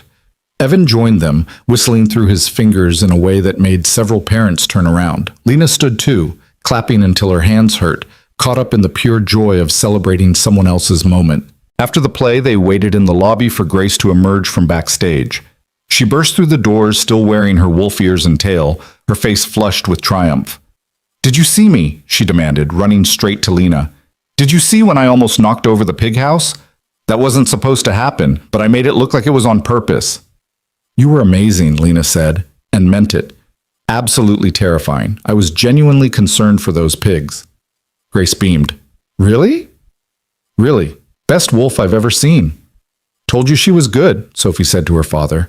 "I said Lena would appreciate Grace's artistic interpretation." They took Grace out for pizza to celebrate, crowding into a booth at the local Italian place that was perpetually crowded and slightly too loud. Lena found herself wedged between Emma and the wall, with Grace climbing over everyone to steal bites from different plates and Sophie organizing the leftover breadsticks into some kind of architectural structure. It was chaos. It was loud. It was exactly the kind of overwhelming family dinner that would have sent her running for the exit 6 months ago. And it was perfect. "So, about this camping trip," Evan said during a rare moment of relative quiet. "Fair warning, we're not fancy campers. We're talking tents and sleeping bags on the ground, not cabins or RVs." "I figured as much," Lena said. "What should I bring?" This launched Sophie into a detailed list of necessary camping supplies, including several items Lena was fairly certain were not actually necessary, like a compass and a first aid kit specifically for snake bites. "We're going to Pine Lake, not the Amazon rainforest," Evan interjected. "We've never seen a snake there in 5 years of camping." "But we might this year," Sophie insisted. "It's important to be prepared." "You just want an excuse to use the snake bite kit you got for your birthday." "Can you blame me? It has a venom extractor and everything." The bickering continued, comfortable and familiar, and Lena realized this was what normal looked like in the Brooks family. Constant, gentle chaos, everyone talking over each other, but all of it underscored with genuine affection and interest in each other's lives. "What about clothes?" Emma asked, pulling Lena's attention back to the camping discussion. "You need layers because it gets cold at night, and good shoes for hiking, and a hat for sun protection." "And bug spray," Grace added. "Lots of bug spray. The mosquitoes at Pine Lake are the size of birds." "They're really not," Evan said tiredly. They're pretty big, Dad, Sophie agreed with her sister for once. Remember when Emma got bitten 17 times in one night? I counted them, Emma confirmed sadly. It was a terrible experience. Lena made mental notes, already planning a shopping trip for camping supplies. She'd been outdoorsy once in the years before her accident, but it had been over 2 decades since she'd slept in a tent. The thought was both exciting and mildly terrifying. They finished dinner and walked out to the parking lot, the girls sugar high from too much soda and still buzzing with energy from the play. Evan corralled them toward his truck while Lena headed for her car. "Hey," Evan called after her. She turned.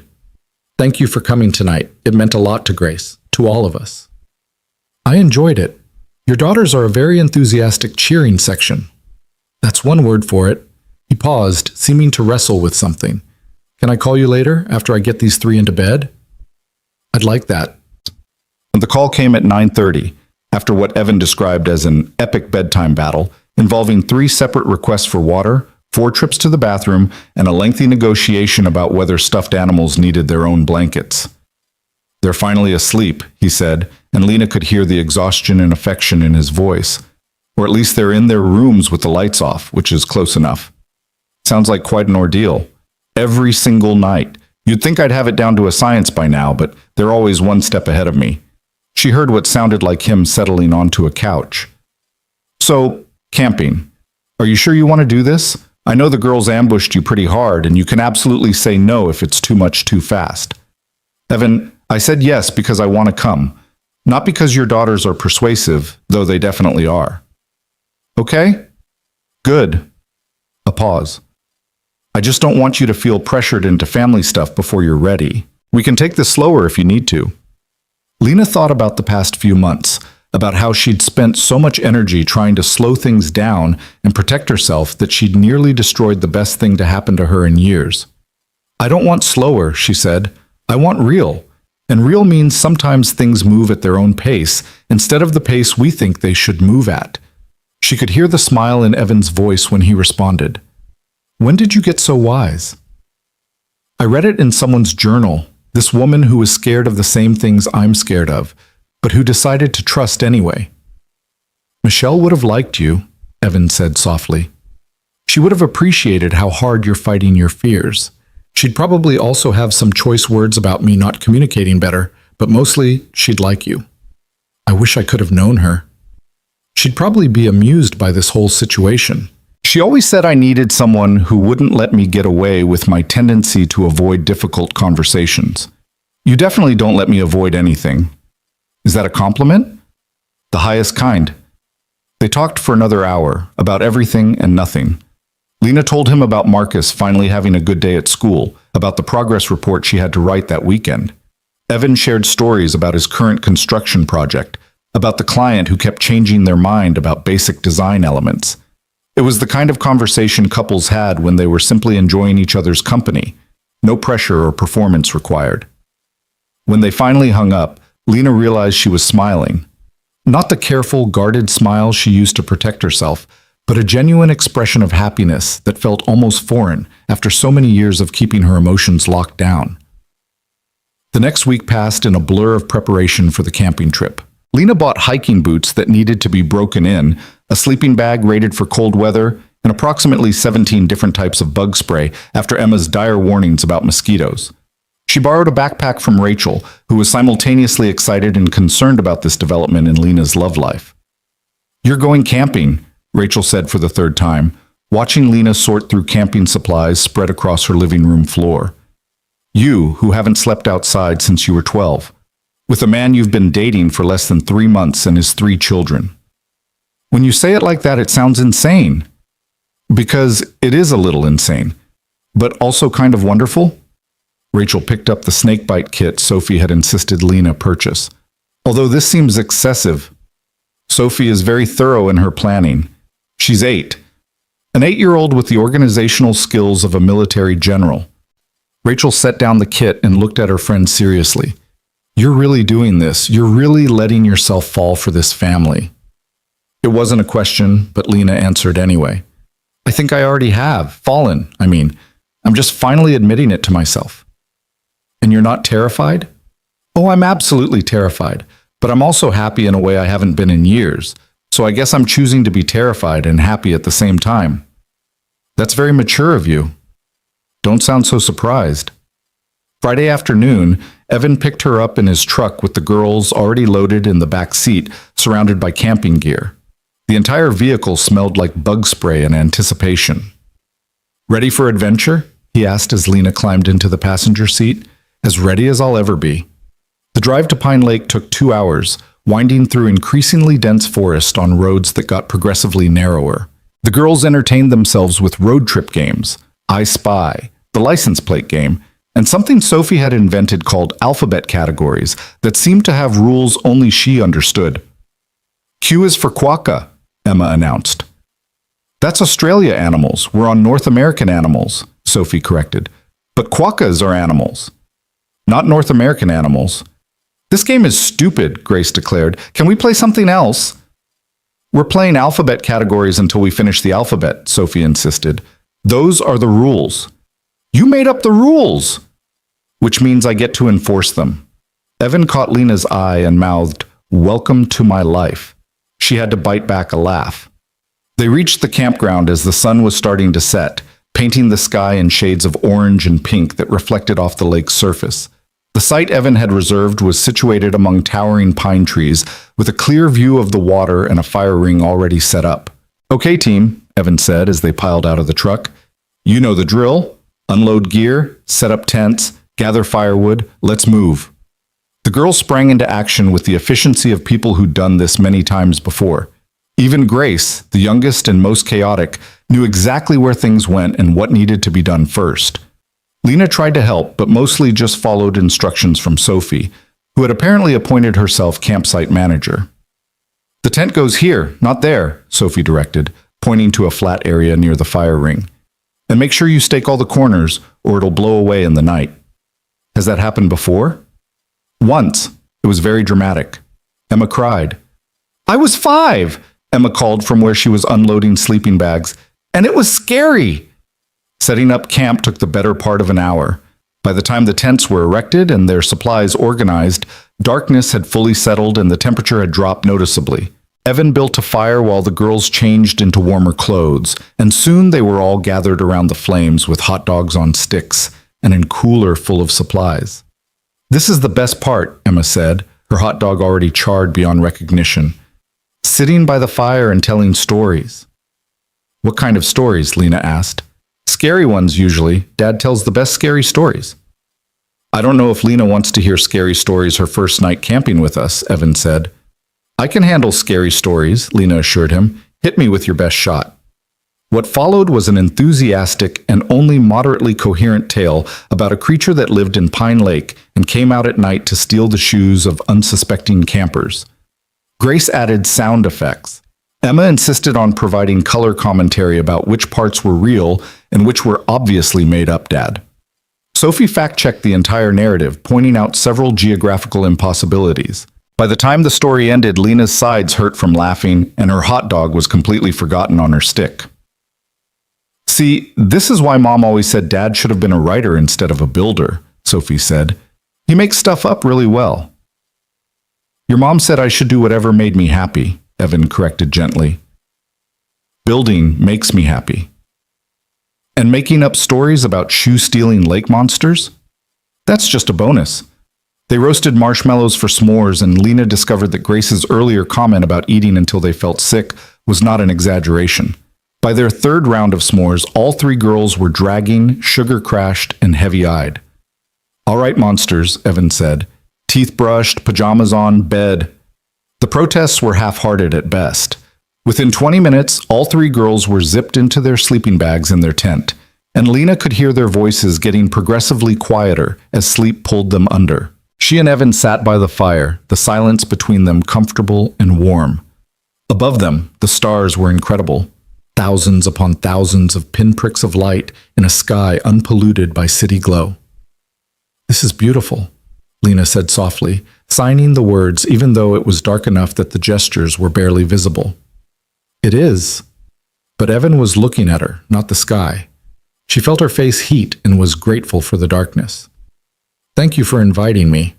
Well, for letting your daughters ambush me into an invitation. They really like you, all three of them. Sophie told me yesterday that you're the first person since Michelle that she could imagine being part of our family long term. That's a lot of pressure. Is it too much? Lena considered the question honestly. A few months ago, yes, it would have been overwhelming. The weight of expectation from three children who'd already lost one important woman in their lives would have sent her running.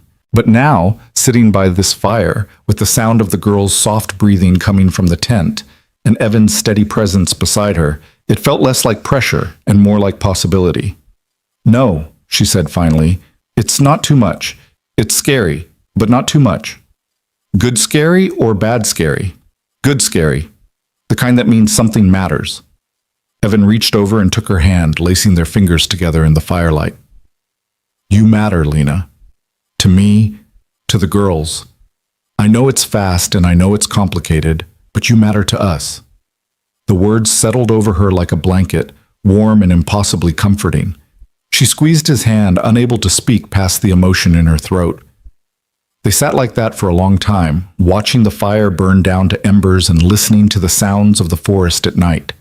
When the cold finally drove them to their respective tents, Evan kissed her forehead softly. Good night, he signed. Good night, she signed back. Lena's tent was smaller than the girls', but cozy once she was zipped into her sleeping bag. She could hear rustling from the other tent, the sound of Evan getting settled. Beyond that, the lake lapping at the shore and the occasional call of a night bird. She'd done it. She'd made it through a full day of family camping without panicking or running or convincing herself she didn't belong. And more than that, she'd enjoyed it, had felt, for the first time in years, like she was exactly where she was supposed to be. Sleep came easily, and Lena's last thought before drifting off was that maybe Michelle had been right. Maybe staying, even when it was scary, was how you knew it was real. Morning came too early, announced by Emma unzipping Lena's tent and sticking her head inside. Lena, you have to come see the sunrise. It's so pretty, and Dad's making pancakes and Grace fell in the lake. Wait, what? Lena sat up too fast, her head spinning. Grace fell in the lake? Just a little bit. She's fine. But her shoes are wet, so Dad says she has to wear her backup shoes, which she hates because they're last year's shoes. And apparently that matters. Lena unzipped her sleeping bag and crawled out of the tent into the crisp morning air. Sure enough, Grace was sitting by a newly rebuilt fire, wearing mismatched shoes and looking mutinous. Sophie was documenting the entire incident in what appeared to be a camping journal, and Evan was attempting to make pancakes on a camp stove while simultaneously mediating the shoe crisis. How did she fall in the lake? Lena asked, accepting a cup of coffee from Sophie, who was apparently on beverage duty. She was trying to catch a fish with her bare hands, Sophie explained with the weary tone of someone who'd seen this before. Dad said not to, but Grace doesn't really do not to. I almost had it, Grace protested. It was this big. She held her hands approximately 3 feet apart. It was not 3 feet long, Emma said. It was maybe this big. She held her hands about 6 inches apart. You weren't even there. I saw it from the tent. Girls, Evan said without looking up from his pancake making, can we maybe table the fish size debate until after breakfast? Lena grabbed a camp chair and settled in to watch the chaos unfold. This, she realized, was what mornings looked like in the Brooks family. Minor disasters handled with humor, arguments settled through democratic debate, and Evan somehow keeping all the plates spinning while also making pancakes that were only slightly burnt. See, this is the authentic camping experience, Evan said, sliding a pancake onto Lena's plate. It's not really camping unless someone falls in the lake and someone else argues about something completely inconsequential. What's inconsequential mean? Grace asked. It means unimportant, Sophie supplied. The size of the fish is very important, not compared to your wet shoes, Evan pointed out, which we're going to have to deal with because you can't hike in backup shoes that don't fit. This sparked an entirely new debate about whether hiking was even necessary. Couldn't they just stay at camp and swim? And why did they have to do educational activities on vacation anyway? Lena ate her pancakes and watched 3 8-year-olds out-argue their father with the skill of seasoned lawyers. You're enjoying this, Evan accused, catching her smile. I am, she admitted. This is very entertaining. Just wait until we actually start hiking. That's when things get really fun. The hike was scheduled for mid-morning, after the girls had burned off some of their breakfast sugar and the temperature had warmed up enough to be comfortable. They packed water bottles and snacks, applied approximately 17 layers of sunscreen per Sophie's insistence, and set off on a trail that wound through the forest. The girls ranged ahead like puppies, stopping to examine every interesting rock or unusual plant. Emma had brought a nature identification book and was determined to catalog every species they encountered. Grace was collecting pine cones for reasons she couldn't quite articulate. Sophie had her camping journal and was taking notes on their progress. Evan and Lena walked together, close enough that their hands occasionally brushed, but not quite touching. The trail was beautiful, dappled sunlight filtering through the canopy and the air smelling like pine and earth. "I have a confession," Evan said after they'd been walking for about 20 minutes. "What's that?" "I was terrified about this weekend, about bringing you camping with us. This is our thing, you know, the girls and me. We've been doing this trip every year since Michelle died, and it's always been just us, our way of remembering her and moving forward at the same time." Lena's chest tightened. "You should have told me. I wouldn't have come if I'd known." "No, that's not what I mean." Evan stopped walking, turning to face her. "I'm glad you're here. The girls insisted you come because they want you to be part of this, part of us. And I realize they're right. Michelle would want this, would want us to keep living, keep letting people in. But it's okay to be scared about it." "Yeah, it is. Well," he smiled softly. "But having you here feels right in a way I didn't expect. Like you're not replacing anything, you're just adding to it." Before Lena could respond, Grace's voice rang out from up ahead. "Dad! Lena! Come quick! Sophie found something weird!" They hurried forward to find all three girls clustered around something on the trail. As they got closer, Lena could see it was a turtle, quite large and attempting to cross the path. "Can we keep it?" Emma asked immediately. "No," Evan said. "Can we at least help it across the trail?" "That we can do." They spent 10 minutes assisting the turtle's journey, with Sophie providing facts about turtle species and Grace insisting the turtle needed a name, even though they were immediately releasing it. The turtle, whom Grace decided to call General Sherman for reasons no one questioned, made it safely to the other side of the trail and disappeared into the underbrush. "Do you think General Sherman has a family?" Emma asked as they continued hiking. "Probably," Evan said. "Most animals do. I hope his family is as nice as our family." The simple statement, delivered with such genuine affection, made Lena's eyes sting. She blinked rapidly, trying to get herself under control before anyone noticed. But Sophie was watching her with those sharp, observant eyes. "Are you crying?" she asked bluntly. "Little bit," Lena admitted, "but it's happy crying." "Because Emma said our family is nice?" "Because she said our family and included me in it." Sophie considered this, then nodded like it made perfect sense. "Well, yeah, you are part of our family. We decided that weeks ago." "You decided?" "At a family meeting. It was unanimous. Even Grace voted yes, and she votes no on everything." "Hey," Grace protested, "that's not true. You voted no on getting a new couch, no on changing the dinner schedule, and no on Dad's idea to reorganize the playroom. Those were all bad ideas. The couch was falling apart." The girls started bickering again, and Evan caught Lena's eye with an expression that clearly said, "See what you've signed up for?" But Lena was smiling through her tears, overwhelmed by the casual acceptance of these three children who'd decided she belonged in their family and had never questioned that decision for a moment. They completed the hike and returned to camp for a lunch of sandwiches and chips. The afternoon was spent swimming in the lake, with Grace determined to redeem herself after the morning's fishing incident. Lena, who hadn't been swimming in years, found herself dragged into the water by all three girls, who insisted she had to participate in their elaborate water games. "The rules are simple," Sophie explained as they treaded water. "We're mermaids, and Dad is the sea monster trying to catch us.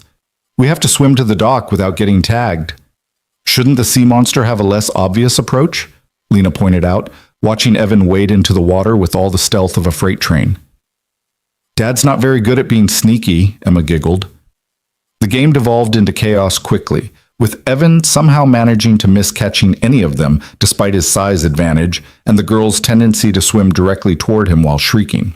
Lena found herself laughing so hard she forgot to be self-conscious about her hearing aids getting wet or about how she looked in a swimsuit. When they finally emerged from the lake, waterlogged and exhausted, the sun was starting to dip toward the horizon. They dried off and changed into warm clothes, and Evan started preparing dinner while the girls built an elaborate fort out of camping chairs and blankets. "Can Lena sleep in our tent tonight?" Grace asked during dinner, her mouth full of hot dog. "Swallow before you talk," Evan reminded her automatically. "But can she? Please? We want to tell her about Mom, and we do that better at night." The request caught both Evan and Lena off guard. Evan looked at Lena questioningly. "If it's okay with you," she said softly. "Are you sure? They're going to talk your ear off." "I'm sure." That night, after the fire had burned down and the stars had come out, Lena found herself zipped into the girls' tent, surrounded by 3 sleeping bags and an impressive collection of stuffed animals that had apparently been deemed essential camping equipment. "Okay," Sophie said once they were all settled. "We wanted to tell you about Mom because you should know about her if you're going to be part of our family." "You don't have to if you're not comfortable," Lena started, but Emma shook her head. "We want to. It's important." And so, in the darkness of the tent, with only a small flashlight for illumination, 3 8-year-old girls told Lena about their mother, about how she'd made every birthday cake from scratch, even when she was sick, about her terrible singing voice that she'd never been self-conscious about because she couldn't hear it anyway, about the way she'd taught them sign language through games and stories, making it fun instead of a chore. They told her about the hard parts, too, about the cancer, about watching her get sicker, about the final weeks in the hospital when they'd known she wasn't coming home. "Dad cried a lot," Grace said matter-of-factly. "We all did. It was really sad. But Mom told us before she died that it was okay to be happy again," Emma added. "She said being sad forever wasn't honoring her memory, it was just being stuck." Sophie, always the most serious, looked at Lena directly. "She also said Dad would find someone else someday, someone who would love us and love him, and that when that happened, we shouldn't feel like it was replacing her. She said love doesn't work like that." Lena's throat was so tight she could barely breathe. "Your mom sounds like she was incredibly wise." "She was," all 3 girls said in unison. "We think she'd like you," Emma continued, "because you make Dad smile the way he used to smile before she got sick, and you're nice to us without being fake nice." "What's fake nice?" "It's when grown-ups are nice because they think they have to be, not because they want to be," Sophie explained. "Some of Dad's dates were fake nice. They'd ask us questions, but they didn't really care about the answers." "You actually care," Grace added. "When you ask us stuff, you listen to what we say." The simple observation was delivered without fanfare, but it hit Lena like a physical blow. These children, who'd already endured so much loss, were choosing to trust her with their hearts. And they were doing it with an openness and generosity that shamed every defense mechanism she'd ever constructed. "I do care," she said, her voice rough with emotion, "about all of you. So much it scares me sometimes." "Dad says being scared means you care about something enough that losing it would hurt," Sophie said. "So being scared is actually kind of good. Your dad is a smart man." "Sometimes," Grace allowed. "Other times he's kind of clueless, like when he tried to do Emma's hair for picture day, and it looked like a bird's nest." This sparked a round of stories about their father's various parenting mishaps, delivered with the kind of affectionate mockery only children can manage. Lena listened and laughed and felt something inside her shift permanently. She was part of this now. Part of their stories, their memories, their family. When the girls finally started to drift off to sleep, Emma reached out and took Lena's hand. "I'm glad you didn't stay gone when you got scared," she murmured, already half asleep. "I'm glad you came back." "Me too, sweetheart," Lena whispered. "Me too." She lay awake long after the girls had fallen asleep, listening to their soft breathing and the sounds of the night outside. Through the tent fabric, she could see the glow of the fire and a silhouette that was probably Evan, keeping watch over his small kingdom. Lena had spent so many years convinced she didn't deserve this kind of love, this kind of family, had built such high walls around her heart that she'd nearly missed the best thing that had ever tried to happen to her. But 3 8-year-old girls had chased her down in a parking lot and refused to let her give up. Their father had shown her a journal full of fears that mirrored her own and proven that staying was possible even when it was terrifying. And now here she was, in a tent in the woods, listening to 3 children breathe and sleep and feeling more at home than she'd felt in her entire adult life. Tomorrow, they'd pack up camp and drive back to reality. There would be work stress and parenting challenges and 1,000 small obstacles to navigate. Lena would probably panic again at some point, would feel the old fears rising up to convince her she didn't belong. But tonight, surrounded by sleeping children who'd claimed her as family, Lena let herself believe. Believe that she was worthy of love. Believe that staying was braver than running. Believe that sometimes the family you built was just as real as the one you were born into. Outside, she heard Evan moving around, banking the fire for the night. Soon he'd retreat to his own tent, and they'd all sleep under the stars. This makeshift family held together by choice and courage and the stubborn refusal to let fear win. And for the first time in longer than she could remember, Lena fell asleep without worrying about when it would all fall apart. Because these people, Evan and Sophie and Emma and Grace, had proven over and over that they weren't going anywhere. And neither, Lena realized as sleep finally claimed her, was she. The weeks following the camping trip settled into a rhythm that felt both natural and extraordinary. Lena found herself woven into the fabric of the Brooks family in ways that would have terrified her just months earlier. Tuesday nights became pizza and homework nights at Evan's house, where she'd help Emma with reading comprehension while Sophie explained advanced math concepts that sometimes went over Lena's head, and Grace created elaborate art projects that invariably involved far too much glitter. Thursday afternoons meant picking up the girls from school when Evan's construction schedule ran late, navigating carpool lines and after-school snack negotiations with the confident ease of someone who'd earned her place in their routine. It wasn't always smooth. There were moments when Lena still felt like an outsider looking in, when the girls would reference inside jokes from before her time, or when Evan would mention something about Michelle that reminded everyone, including Lena, that she was building something new in the space left by someone irreplaceable. But those moments became fewer and farther between, replaced by new inside jokes and shared memories that belonged to all of them. October faded into November, and with it came the reality that Lena couldn't ignore much longer. The question that had been hovering unspoken between her and Evan since that camping trip, growing more urgent with each passing week. Where exactly was this relationship going? They'd never officially defined what they were to each other, had simply fallen into a pattern of togetherness that felt committed without the formal declarations. But Lena's lease was up for renewal in January, and Rachel had started making pointed comments about whether Lena should be looking for a new apartment or maybe considering other living arrangements. "You practically live at his house anyway," Rachel pointed out over lunch one Saturday. "You have a toothbrush there. The girls have a drawer of your art supplies for when you help them with projects.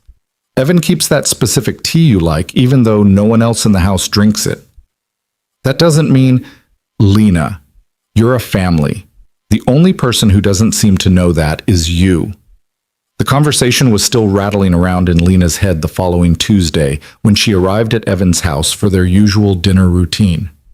She let herself in with the key he'd given her 3 weeks ago, another milestone neither of them had made a big deal about, and found controlled chaos in the kitchen. "I'm telling you, the recipe says 1 cup.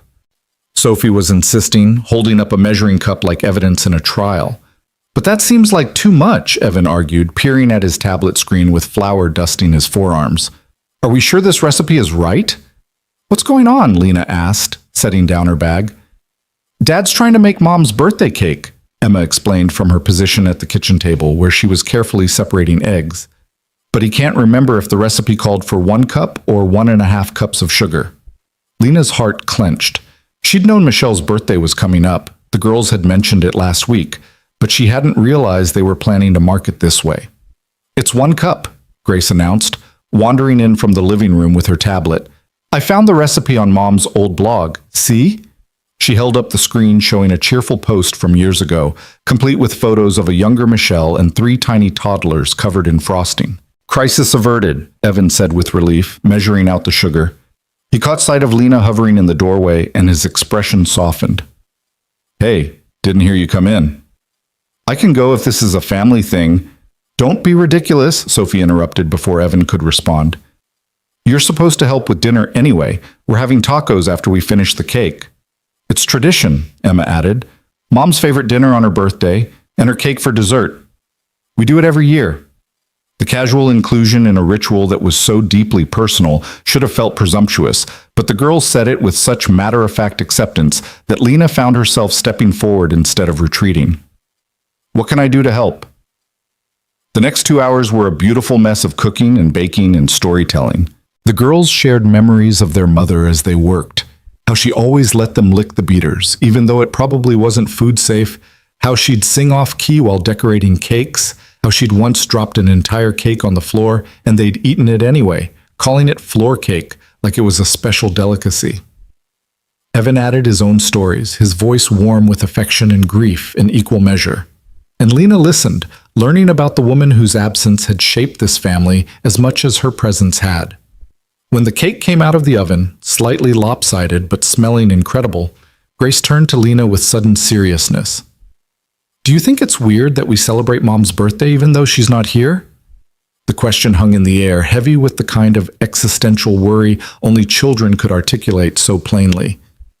I think it's beautiful, Lena said honestly. You're keeping her memory alive, making sure she's still part of your family even though she can't be here physically. Some of my friends think it's sad, Grace continued, like we can't move on or something. Moving on doesn't mean forgetting, Evan interjected gently. It means carrying the people we love with us while we keep living. Exactly, Sophie agreed. Mom wouldn't want us to just stop celebrating her like she never existed. That would be sad. They ate tacos at the dining table, and the conversation shifted to lighter topics, upcoming school events, Grace's latest artistic endeavor involving painted rocks, Sophie's campaign to start a recycling program at school. But Lena couldn't stop thinking about the cake cooling on the counter, about the ritual of remembrance these children had embraced with such healthy acceptance of both grief and joy. After dinner, they gathered around the cake, chocolate with vanilla buttercream frosting, decorated with slightly wobbly flowers that Grace had insisted on piping herself. Evan placed candles on top, one for each year Michelle would have been. Should we sing? Emma asked. Always, Evan said. They sang happy birthday to someone who couldn't hear them, and Lena felt tears streaming down her face before she could stop them. When the song ended, the girls each made a wish before blowing out candles, a tradition they'd apparently started the first birthday after Michelle died. Your turn, Dad, Sophie prompted. Evan closed his eyes, and Lena wondered what he was wishing for. When he opened them again, his gaze found hers across the table, and something passed between them that felt monumental and terrifying. Lena should make a wish too, Grace said. She's family. I don't want to intrude. You're not intruding, all three girls said in unison, that eerie triplet synchronization that still caught Lena off guard sometimes. So Lena closed her eyes and made a wish, though it felt more like a prayer. Let me be worthy of this. Let me not mess this up. Let me be brave enough to stay. The cake was delicious, and the evening wound down into the comfortable routine of homework and baths and bedtime negotiations. Lena helped Emma practice her spelling words while Sophie read ahead in her English assignment, and Grace worked on a drawing that was supposedly for art class, but looked suspiciously like a portrait of the family, including Lena. Is that me? Lena asked, pointing to a figure with dark hair and green eyes. Obviously, Grace said. You're right between Dad and Emma. That's where you always sit at dinner. The observation was so casual, so accepted, that Lena had to excuse herself to the bathroom to collect herself. She stared at her reflection in the mirror, at this woman who'd spent so many years convinced she didn't deserve love, and tried to reconcile that person with the one Grace had drawn, someone who belonged, who had a place at the table, who was simply part of the landscape of this family's daily life. When she emerged, Evan was waiting in the hallway. You okay? He asked quietly. Yeah, Lena gestured vaguely toward the living room where the girls were. This is a lot sometimes. Too much? No, the opposite actually. It's so much in the best way and I keep waiting for it to feel overwhelming, but it just feels right. Evan stepped closer, his hand finding hers in the dim hallway. I'm glad you were here tonight, for Michelle's birthday. It felt important that you were part of it. The girls are incredible, Lena said, the way they've learned to hold both the grief and the joy together. That's not easy at any age, let alone 8. They learned it from their mother, Michelle was always good at feeling everything fully, the hard stuff and the good stuff, without letting one cancel out the other. He paused, choosing his words carefully. I think that's why they've adapted to you so well. They know loving you doesn't mean replacing her. It's just expanding the circle. The words settled in Lena's chest, warm and solid. Can I ask you something? Anything. What did you wish for when you blew out the candles? Evan's smile was soft, almost shy. I wished for the courage to ask you something I've been thinking about for weeks. What's that? Move in with us. The words hung between them, simple and terrifying and perfect. Lena's heart started racing, her mind immediately jumping to all the reasons it was too soon, too much, too risky. I know it's fast, Evan continued, reading her panic with the accuracy of someone who'd learned her tells. And I know you're scared. But your lease is up in January anyway, and you're here almost every night. And the girls have already cleared out half of Grace's closet because they're convinced you're going to say yes, and you'll need somewhere to put your clothes. They what? Sophie made a spreadsheet. It has your current living expenses versus what you'd save by splitting costs here, projected utility usage, and a timeline for gradual integration of your furniture. She's very thorough. Despite her panic, Lena laughed. Of course she did. You don't have to answer now. I just wanted to put it out there. Let you think about it.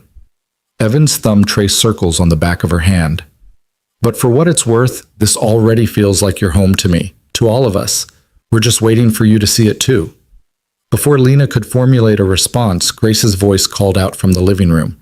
Dad! Lena! We're ready for bedtime stories! We'll talk more later, Evan said, squeezing her hand before heading toward the living room. Lena followed in a daze, her mind spinning. Move in, with Evan and 3 8-year-old girls. Officially become part of this family she'd accidentally fallen into. Give up the safety of her own apartment, her own space, her escape route if everything fell apart. The bedtime routine was familiar now. All 3 girls piled into Sophie's bed because it was the biggest.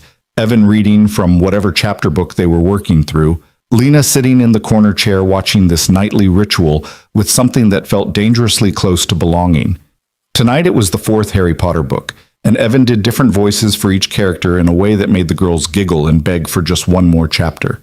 Bedtime is bedtime, he said firmly when they reached a good stopping point. Tomorrow we'll read more. The girls negotiated their way into one more glass of water and one final bathroom trip before finally settling into their respective beds. Lena helped tuck in Emma, who hugged her fiercely before letting go. I hope you say yes, Emma whispered. About moving in. We already made space for your books in the living room bookshelf. You're all very confident, Lena whispered back. Because we know you love us, and we love you, so it makes sense. The 8-year-old logic was irrefutable, and Lena found herself hugging Emma tighter before pulling back. Good night, sweetheart. Good night. Tell Dad not to forget to turn on my nightlight. Lena relayed the message to Evan, who was in the middle of negotiating with Grace about whether stuffed animals needed to be tucked in separately. They're not real, Grace. They don't get cold. But they have feelings. Stuffed animals don't have feelings. How do you know? Have you ever been a stuffed animal? Evan looked at Lena helplessly. A little backup here? I think the stuffed animals should be tucked in, Lena said solemnly. Better safe than sorry. Traitor, Evan muttered, but he dutifully tucked in the small army of plush toys surrounding Grace. When all 3 girls were finally settled, Lena and Evan retreated to the living room. The house felt different at night when the chaos had settled, more intimate somehow. They sat on the couch, and Evan pulled her against his side in a gesture that had become natural over the past months. You don't have to give me an answer tonight about moving in, he said into the comfortable silence. I just wanted you to know that the option is there, that we want you here. Permanently. Lena rested her head on his shoulder, breathing in the familiar scent of him, sawdust and laundry detergent and something uniquely Evan. I want to say yes, she admitted quietly, but I'm terrified. Of what specifically? Of everything. Of moving too fast and ruining what we have. Of the girls getting sick of having me around all the time. Of you realizing that living with someone who's deaf is harder than just dating them. Of... She stopped, the biggest fear catching in her throat. Of me leaving, Evan finished for her. Yeah. Lena, look at me. When she did, his eyes were steady and sure. I'm not going anywhere. I know you've been burned before, and I know that fear doesn't just disappear because I say nice words. But I need you to understand something. When I asked you to move in, I wasn't asking you to try out living here. I was asking you to build a life here. With me. With the girls, a real, permanent life. How can you be so sure? Because I've already lost someone I loved more than anything. I know what that feels like, what it costs, and I wouldn't risk putting my daughters through that kind of loss again if I wasn't absolutely certain about you. About us. The words should have felt like pressure, but instead they felt like permission. Permission to trust, to hope, to believe that this time really could be different. Can I think about it? Lena asked. Not because I don't know what I want, but because I need to process it without panicking. Take all the time you need. But while you're thinking, remember that this isn't just my decision or your decision. The girls have already voted, and it was unanimous. Sophie's spreadsheet was that convincing? Sophie's spreadsheet was terrifying. She had projections through the next 5 years, including estimated costs of potential future pets and projected grocery expenses as you all get older. Despite everything, Lena laughed. She really is something else. They all are. And they're yours, Lena. Whether you live here or not, you're theirs and they're yours. Moving in just makes it official. They sat in comfortable silence for a while longer before Lena reluctantly said she should head home. Evan walked her to her car, kissing her goodnight with a sweetness that made her chest ache. Think about it, he said, but not too hard. Sometimes the best decisions are the ones that scare us most. The drive back to her apartment felt longer than usual, Lena's mind racing with possibilities and fears in equal measure. She'd spent so many years protecting herself, building walls, maintaining escape routes. The idea of dismantling all of that, of making herself truly vulnerable by committing to this family, was terrifying. But as she parked in her apartment complex and climbed the stairs to her unit, she realized something. She was already vulnerable, already invested, already so deeply entangled in the lives of Evan and his daughters that losing them would devastate her whether she lived with them or not. The only difference would be whether she'd let herself fully experience the joy of belonging before that hypothetical loss, or whether she'd held back trying to protect a heart that was already wholly given. Her apartment felt empty in a way it never had before. The silence that had once been peaceful now felt hollow. She looked around at her carefully curated space, everything chosen to be hers alone, no compromises, no shared decisions, and realized it no longer felt like home. Home was a house full of noise and laughter, and 3 girls who argued about everything, and a man who looked at her like she hung the moon. Lena pulled out her phone and typed a message to Rachel. I think I'm going to do something absolutely terrifying. Rachel's response came immediately. Finally, I was wondering when you'd get there. How did you know? Because I've watched you fall in love with that family for months, and I've watched you fight it every step of the way. I'm just glad you're finally done fighting. I'm still scared. Good. Means it matters. Now go get your happy ending before you overthink yourself out of it. Lena set down her phone and looked around her apartment one more time. Tomorrow she'd call her landlord about not renewing the lease. Tomorrow she'd start the terrifying, exhilarating process of dismantling her carefully constructed solitary life and building something new. But tonight, she let herself sit with the fear and the hope and the absolute certainty that she was making the right choice, even if it scared her senseless. The next morning, Lena woke to a text from Sophie. Dad says you need time to think about moving in. How much time? We have a calendar and we need to plan. She smiled at the phone, typing back, What if I said I don't need time? What if I said yes? The response was instantaneous. Really? Really? But we need to talk details. This is a big change. Sophie's already making a list. She's been making lists for 3 weeks just in case you said yes. We'll talk tonight at dinner. Dad's making his special lasagna, the celebration kind. How did he know I'd say yes? Because you love us. Duh. The simple confidence of it made Lena laugh out loud. These children who'd decided weeks ago that she belonged, who'd planned for her arrival with spreadsheets and cleared closet space, an unshakable faith that love was enough to build a life on. She spent the day in a daze, teaching her students while her mind spun with logistics and emotions. Marcus noticed her distraction and asked if she was okay, and Lena found herself signing that she was more than okay. She was happy in a way that still felt new and fragile. When she arrived at Evan's house that evening, at home she corrected herself, at her home, the girls were waiting on the front porch like a welcoming committee. "You said yes," Grace shrieked, launching herself at Lena before she'd even made it up the walkway. "I said yes," Lena confirmed, catching Grace and spinning her around. "But we have a lot to figure out." "Sophie made lists," Emma said, holding up what appeared to be a 3-ring binder. "She's been very thorough." "I can imagine." They went inside to find Evan in the kitchen, his back to them as he worked at the stove. When he turned and saw Lena's face, his entire expression transformed. "You said yes," he said, and it wasn't a question. "I said yes. I'm terrified, and I'm probably going to panic at least 6 times between now and January, but I said yes." Evan crossed the kitchen in 3 strides, pulling her into his arms and lifting her off her feet in a hug that felt like coming home. The girls cheered and danced around them, and for a moment everything was perfect chaos and joy. When Evan set her down, he kept his hands on her waist, his eyes searching hers. "You're sure?" "I'm sure I want this. I'm sure I love you and the girls more than I've ever loved anything. I'm sure that even though I'm scared, staying is braver than running. So yeah, I'm sure." "She loves us," Grace announced to her sisters. "She said it out loud." "We knew that already," Sophie said with the long-suffering tone of someone stating the obvious. "But it's nice to hear it confirmed. Now can we go over the moving timeline? I have questions about furniture integration." Dinner was a celebration, the special lasagna and garlic bread, and a cake that Evan had apparently hidden in the garage just in case. They talked logistics and timelines, Sophie's spreadsheet proving remarkably comprehensive. They'd move Lena's furniture gradually over December, the girls helping pack and decide what stayed and what went to donation. Her lease ended January 5th, and they'd plan a big moving day with pizza and a sleepover to christen her official residency. "We should have a ceremony," Emma suggested, "like a welcoming ritual." "What kind of ritual?" Lena asked, amused. "I don't know. Maybe we all say what we're excited about, and then we plant a tree or something to symbolize growth?" "We're not planting a tree in January," Evan said.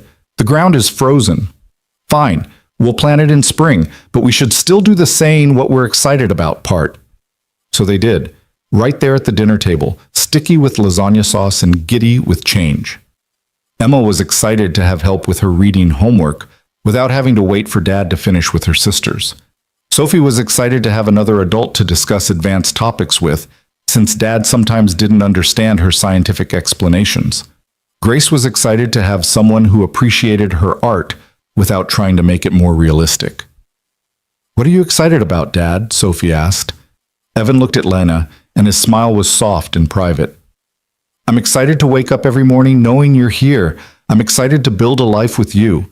I'm excited to see what our family looks like when we're all together under one roof." "Your turn, Lena," Grace prompted. Lena took a breath, looking around the table at these 4 people who'd somehow become her whole world. "I'm excited to stop being scared all the time. I'm excited to belong somewhere, to someone. I'm excited to be part of this beautiful, chaotic, perfect family." "Group hug," Grace declared, and suddenly Lena was surrounded by arms and laughter and the overwhelming certainty that she'd made the right choice. That night, after the girls were in bed and she and Evan were cleaning up the kitchen, Lena felt the familiar flutter of panic start to rise. What had she just committed to? What if she couldn't do this? What if... "Hey," Evan said gently, turning off the faucet and taking her hands. "What's happening in that head of yours?" "Just the usual terror that I've bitten off more than I can chew." "Want to know a secret?" He pulled her closer. "I'm terrified too. I haven't lived with anyone since Michelle died. I don't know how to share space again, how to compromise on the little things, how to make room for someone new in routines we've had for years." "That's not helping," Lena said, but she was smiling. "But here's the thing. We're going to figure it out together. We're going to make mistakes and have arguments about stupid stuff like who left the dishes in the sink or whose turn it is to take out the trash. And we're going to learn how to be a family that includes you, not just as a visitor, but as a permanent member. It's going to be messy and complicated and sometimes really hard." Again, not helping, but it's also going to be worth it. Because at the end of every hard day, I get to come home to you. The girls get to have you here, not just visiting, but staying. We get to build something together that's ours, all 5 of us. Lena leaned into him, resting her head against his chest and listening to the steady beat of his heart. I love you, she said quietly. I don't think I've actually said that out loud to you before. You said it earlier when you told the girls. That's not the same as saying it to you, so I'm saying it now. I love you, Evan Brooks. I love your daughters. I love the life we're building. And I'm choosing to trust that it's real, even when I'm scared. Evan's arms tightened around her. I love you too. Have since that first date when you ran away and then came back. Maybe even before, when Caroline first told me about you, and I felt something shift in my chest that I hadn't felt in years. They stood like that for a long moment, holding each other in the quiet kitchen, making silent promises about the future they were choosing to build together. From upstairs came a loud thump, followed by giggling. They're supposed to be asleep, Evan sighed. They're probably eavesdropping. Definitely eavesdropping. Should we do something about that? Probably, but I'm comfortable here. Another thump, more giggling. Girls! Evan called up the stairs. Bed! Now! We're in bed, came Sophie's voice, completely unconvincing. In bed does not mean jumping on beds and spying on adults. We're not spying, we're being interested in our family dynamics. Lena started laughing, couldn't help it. This was her life now. This chaos, this joy, this absolutely insane family that had claimed her as their own. Welcome home, Evan said, kissing her forehead. It only gets crazier from here. I'm counting on it, Lena replied, and meant every word. December arrived with the kind of cold that made everything feel sharper, more immediate. Lena spent her weekends boxing up her apartment while the girls helped in ways that were more enthusiastic than efficient. Grace insisted on wrapping every single item in bubble wrap, regardless of whether it was fragile. Emma wanted to read every book before it went into boxes to make sure Lena wasn't accidentally donating anything important. And Sophie had created a color-coded labeling system so complex that even she sometimes forgot what the codes meant. The blue dot means kitchen essentials, green is books, yellow is winter clothes, and red is miscellaneous, Sophie explained for the 3rd time, affixing stickers to boxes with the precision of a surgeon. What's the purple dot? Lena asked, pointing to a box that Sophie had just labeled. Sophie paused. I forgot I made purple. What's in that box? Picture frames and some decorative things. Okay, purple is sentimental items, sentimental. I'll update the master list. Evan appeared in the doorway of Lena's bedroom carrying 2 cups of coffee and looking amused. How's it going in here? Your daughter has created an organizational system that requires a decoder ring, Lena said, accepting the coffee gratefully. That sounds about right. Sophie, maybe we simplify and just write what's in the box on the box. Sophie looked scandalized. Dad, that's so inefficient. What if we need to find something specific?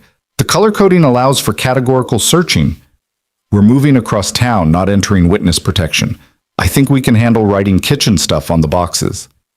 The girls had started sleeping over at Lena's apartment some weekends, practicing what they called family bonding in the new space, even though Lena kept reminding them it wasn't a new space, it was her old space that she was leaving. But the girls had declared that anywhere they were all together was family space, and Lena had learned to pick her battles. On one such sleepover, Grace woke up crying from a nightmare. Lena heard her first, found her tangled in blankets on the air mattress in the living room, tears streaming down her face as she signed frantically. Sweetheart, slow down, Lena signed back, gathering Grace into her arms. I can't understand when you go so fast. Grace took a shaky breath and signed more carefully. I dreamed you left, that you decided you didn't want to be our family anymore, and you went away like Mom did. Lena's heart broke. She hadn't considered that the girls might be processing their own fears about her moving in, their own worries about loss and abandonment wrapped up in this change they'd claimed to be so excited about. Oh, Grace, I'm not going anywhere. I'm moving in with you, remember? We're going to be together all the time. But what if you change your mind? Grace's hands trembled as she signed. What if you get tired of us or Dad makes you mad and you leave? Come here. Lena pulled Grace fully onto her lap, wrapping her in the kind of fierce hug that spoke louder than words. When she pulled back, she made sure Grace could see her face clearly in the dim light from the hallway. People leave sometimes, and I know that's scary because your mom left even though she didn't want to, but I'm not leaving. Not when things get hard, not when we disagree, not when you drive me crazy with questions at 6 in the morning. I'm staying. How do you know? How can you promise that? Because I love you. All three of you and your dad. And love means showing up even when it's hard. It means choosing to stay. Grace was quiet for a moment, processing.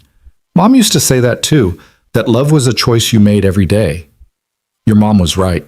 Do you miss having your own space, where it's quiet and you don't have to deal with us? The question was so vulnerable, so achingly honest, that Lena had to take a moment to answer properly.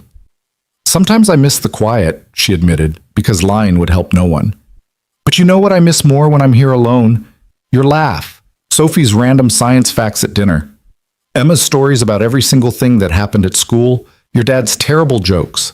The noise isn't just noise, Grace. It's life. It's family. And I'd choose that over quiet any day. Grace burrowed back into Lena's arms, and they sat like that until her breathing evened out into sleep. When Lena tried to move her back to the air mattress, Grace's hands gripped tighter. Stay, she mumbled, half asleep. So Lena stayed, holding an 8-year-old who'd already lost too much and was brave enough to love again anyway. When Evan arrived to pick up the girls the next morning and found them still curled together on the couch, his expression went soft with something that looked like wonder. She had a nightmare, Lena explained quietly, careful not to wake Grace. And you stayed with her? Of course I stayed with her. Michelle used to do that, spend the whole night on the couch if one of them couldn't sleep alone. He sat down on the coffee table, looking at his youngest daughter peaceful in Lena's arms. They're going to have moments like this, moments where they're scared or grieving or processing things we can't fully understand. It's not always going to be easy. I know. And you're still sure about all of this? Lena looked down at Grace, then up at Evan. I've never been more sure of anything in my life. The official moving day was January 6th, a Saturday that dawned bright and bitterly cold. Caroline showed up with her truck and 3 of Evan's construction crew who'd volunteered to help. Rachel arrived with coffee and bagels and a playlist she'd titled Lena's New Chapter that was embarrassingly sentimental. The girls had made signs that said, "Welcome home, Lena," with so much glitter they'd probably be finding it in corners for years. The actual moving took less time than expected since Lena had been gradually transferring things for weeks. By early afternoon, her apartment was empty except for cleaning supplies, and her furniture was integrated into the Brooks house with surprising ease. Her couch fit perfectly in the living room. Her bookshelf found a home in the corner that had always looked empty. Her dishes mixed with theirs in the kitchen cabinets, different patterns creating new combinations that somehow worked. This is weird, right? Rachel said, standing in what used to be Lena's bedroom and was now just an empty room with marks on the walls where furniture used to be. Like, good weird, but weird. Totally weird, Lena agreed. I keep thinking I should feel more anxious about this. But you don't? But I don't. I feel like I'm exactly where I'm supposed to be. Rachel pulled her into a hug. I'm so proud of you for being brave enough to try this. I'm terrified I'm going to screw it up. You won't. And even if you do make mistakes, you've got a whole family who's chosen you. They're not going to give up on you just because things get hard. Back at the house, chaos reigned as everyone tried to find places for the last of Lena's belongings. Caroline was arguing with Evan about the best configuration for the living room furniture. The construction guys were helping the girls hang pictures in Lena's new room, which was technically Evan's room but was now officially theirs. Rachel was organizing the kitchen with Sophie's help, which mostly consisted of Sophie explaining why Rachel's organizational system was suboptimal.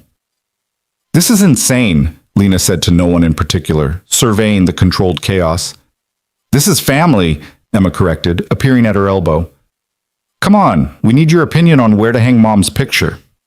Lena followed Emma upstairs to find Grace and the construction guys debating the placement of a framed photo of Michelle. It showed her laughing, surrounded by 3 tiny toddlers, her hands frozen mid-sign in a moment of pure joy. Grace thinks it should go in the hallway, one of the guys explained, but I think it's too high up there. Where do you think it should go, Lena? Grace asked. The question felt loaded with significance. This was Michelle's house first, her space, her family. And now Lena was moving into it, rearranging furniture and hanging her own pictures alongside memories of someone irreplaceable. I think, Lena said carefully, it should go wherever you three want it. This is your mom, and you get to decide where you want to see her picture. But you live here now too, Emma pointed out. You should have a say. How about we put it at the top of the stairs, Sophie suggested, joining them. That way everyone sees it every day, but it's not like we're hiding her or making a shrine. It's just part of the house. The other girls considered this and nodded. The picture went up at the top of the stairs, and Lena found herself standing in front of it, studying the woman whose absence had shaped this family. She would have liked you, Caroline said, appearing beside Lena. Michelle, she had a thing for people who didn't take Evan's nonsense. I've heard that before. Because it's true.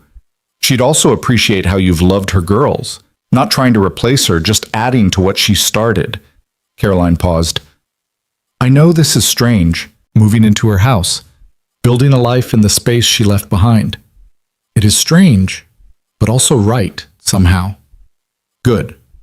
Because those girls deserve someone who chooses them every day, and Evan deserves someone who sees him as more than just a widower or a single dad.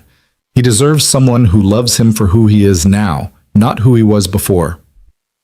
The afternoon faded into evening, and gradually the helpers dispersed.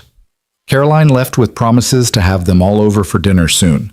Rachel extracted promises from Lena to call if she needed anything, even if it was just to vent. The construction guys declined Evan's offer of beer and pizza, citing early mornings and understanding smiles. Finally, it was just the five of them, Lena, Evan, and three girls who were vibrating with excitement about their first official night as a complete family. Pizza, Grace announced. We have to order pizza. That's what you do on moving day. Grace, we literally had pizza 3 days ago, Evan said. That was regular pizza. This is ceremonial pizza, totally different. They ordered pizza because arguing with Grace about food traditions was a losing battle. While they waited for delivery, the girls gave Lena a tour of the house as if she hadn't been there hundreds of times before, pointing out which drawer was now hers in the bathroom, where her coffee mugs lived in the kitchen, how they'd rearranged the coat closet to make room for her jackets. And this is your room, Sophie said, pushing open the door to what had been Evan's room and was now theirs. We didn't change too much because we figured you'd want to arrange it yourself, but we did clear out half the closet and 3 of the dresser drawers. The room looked the same, but different. Lena's things were scattered among Evan's, her books on the nightstand, her jewelry box on the dresser, her robe hanging on the back of the door. It was intimate and domestic and absolutely terrifying in its permanence. What do you think? Emma asked anxiously. Is it okay? It's perfect, Lena managed, her throat tight. Good, because we worked really hard on making space. Dad had so many old t-shirts that he never wore, and Sophie made him donate like 20 of them.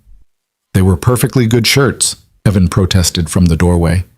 They had holes, Dad, Sophie said. Multiple holes. That's not perfectly good. That's perfectly holy. Did you just make a pun? I've been waiting 3 weeks to use it. Dinner was pizza consumed in the living room while sitting on furniture that was now a blend of Lena's and the Brooks family's things. The girls argued about what movie to watch for their ceremonial first night. Evan tried to mediate while also trying to stop Grace from eating an entire large pizza by herself.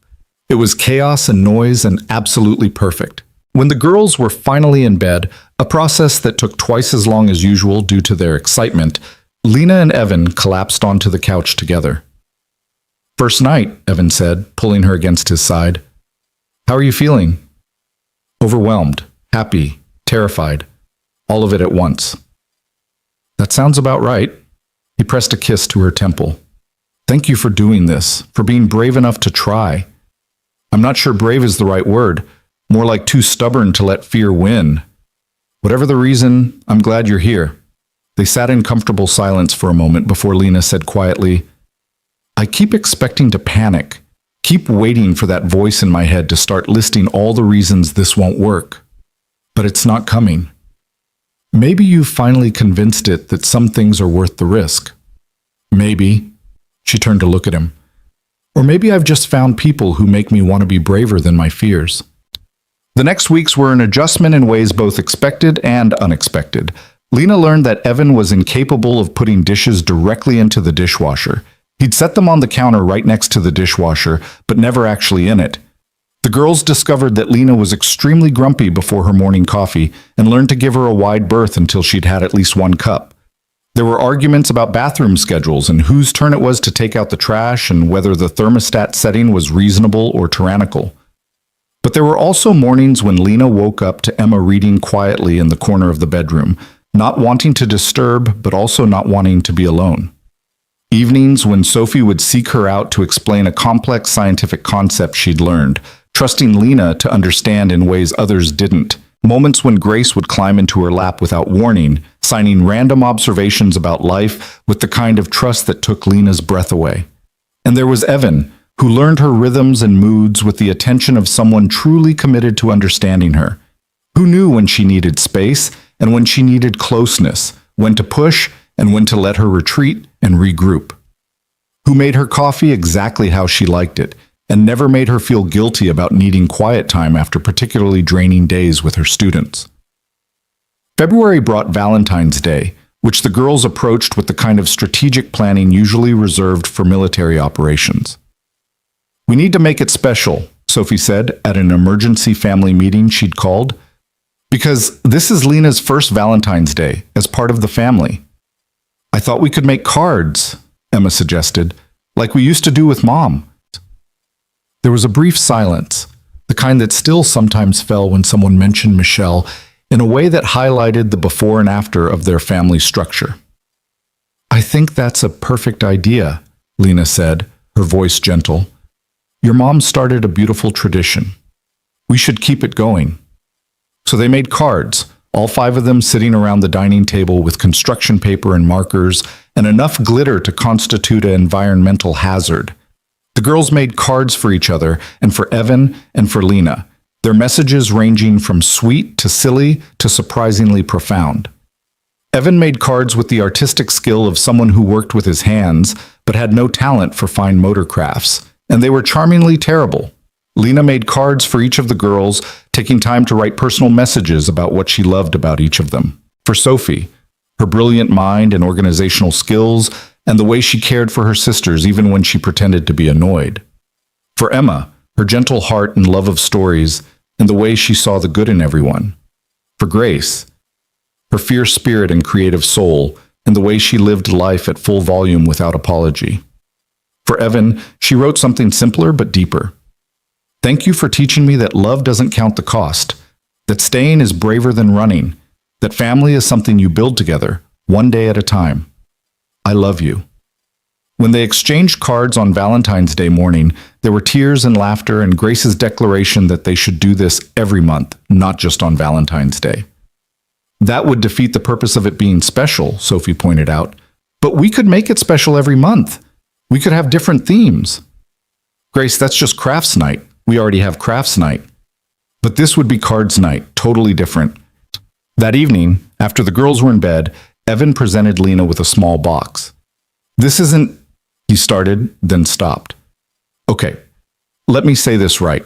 This isn't what you might think it is, but it's important, and I need you to understand what it means." Lena opened the box to find a key. Not the house key he'd already given her, but something older, more worn. She looked at him questioningly.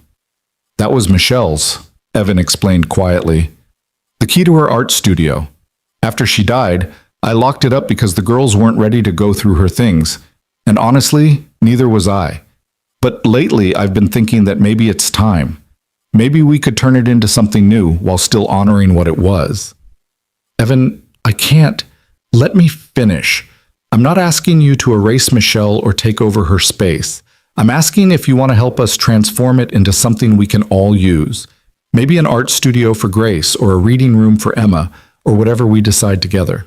But I want you to have this key because you're part of this family now, and that means you're part of all of it, the past and the present and the future we're building."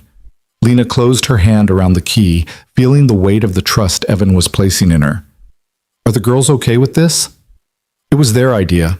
Sophie brought it up last week. said it seemed wasteful to have a whole room that no one used, and that maybe Mom would want it to be something that brought us joy instead of sadness. When did she get so wise? I ask myself that every day. The following weekend, they opened Michelle's studio together. The girls went in first, looking around at their mother's things with the complicated expressions of children processing grief. There were canvases in various stages of completion, art supplies organized with the same precision Sophie had inherited, and photos pinned to a board showing the girls at various ages. I forgot how much stuff she had, Emma said softly. Can we keep some of it? Grace asked. Like maybe her brushes? I could use them for my art. I think your mom would love that, Evan said. They spent the afternoon sorting through Michelle's things with care and reverence. Some pieces they kept, her favorite brushes for Grace, her sketchbooks for Emma to read, her color theory books for Sophie to study. Others they donated to the local arts center, knowing Michelle would have wanted them used rather than gathering dust. And slowly, the studio transformed from a shrine to a memory into a space that could hold both the past and the future. What should we make it? Emma asked when most of Michelle's things had been sorted. An art room, Grace said immediately. A reading room, Emma countered. A study space, Sophie suggested. Or, Lena said carefully, it could be all of those things. A creative space for whatever anyone needs. Grace's art supplies in one corner, bookshelves and reading chairs for Emma, a desk for Sophie's projects. A family space. The girls considered this and nodded their approval. Over the following weeks, they gradually transformed the studio into exactly that, a room that honored Michelle's creative spirit while serving the needs of their evolving family. Lena helped pick out furniture and organize supplies, always conscious of the delicate balance between being helpful and overstepping. One afternoon in late March, Lena was in the creative room helping Grace with an art project when Sophie appeared in the doorway. Can I ask you something? Sophie said, her expression unusually uncertain. Of course. Do you ever feel like you're trying to be Mom? Like you have to fill the space she left? The question was so direct, so vulnerably honest, that Lena set down the paintbrush she was holding and gave Sophie her full attention. No, she said truthfully. I don't try to be your mom because I could never be her. She was her own person, and from everything you've told me, she was incredible. I'm just trying to be me. Lena, who loves your dad and loves you three, and is doing her best to be a good part of this family. But don't you feel weird, living in her house, taking care of her kids, sleeping in her room? Sometimes, Lena admitted. Sometimes I wonder if I have any right to be here, in the life she built. But then I remember that your dad chose me. You three chose me. And I'm not replacing anyone. I'm just adding something new to what already exists. Sophie was quiet, processing. I'm glad you're here, she said finally. But I also miss Mom sometimes, and I feel bad about being happy with you.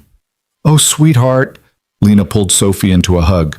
You can miss your mom and be happy with me at the same time. Those feelings don't cancel each other out. Love doesn't work like that. That's what Dad says too.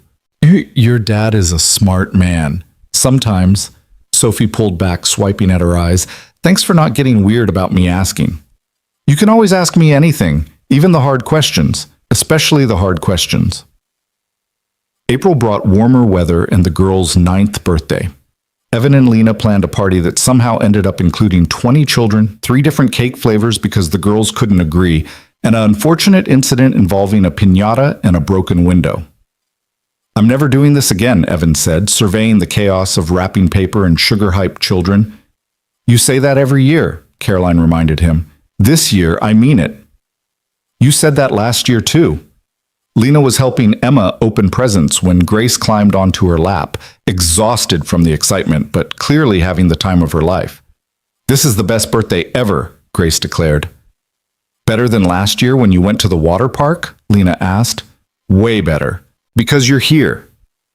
The simple statement shouldn't have hit as hard as it did, but Lena found herself blinking back tears for what felt like the 100th time that day.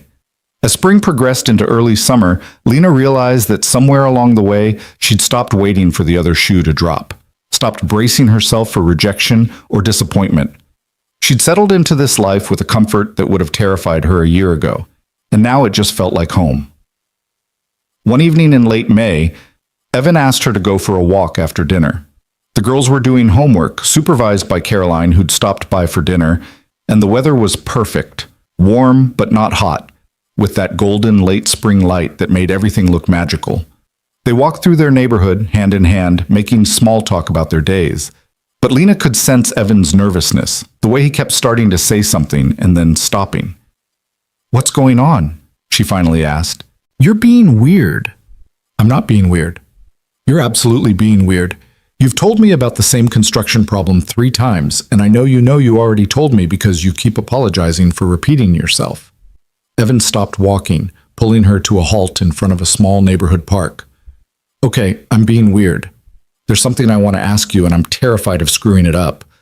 Lena's heart started racing. "Evan, wait, let me say this before I lose my nerve." He took both her hands in his.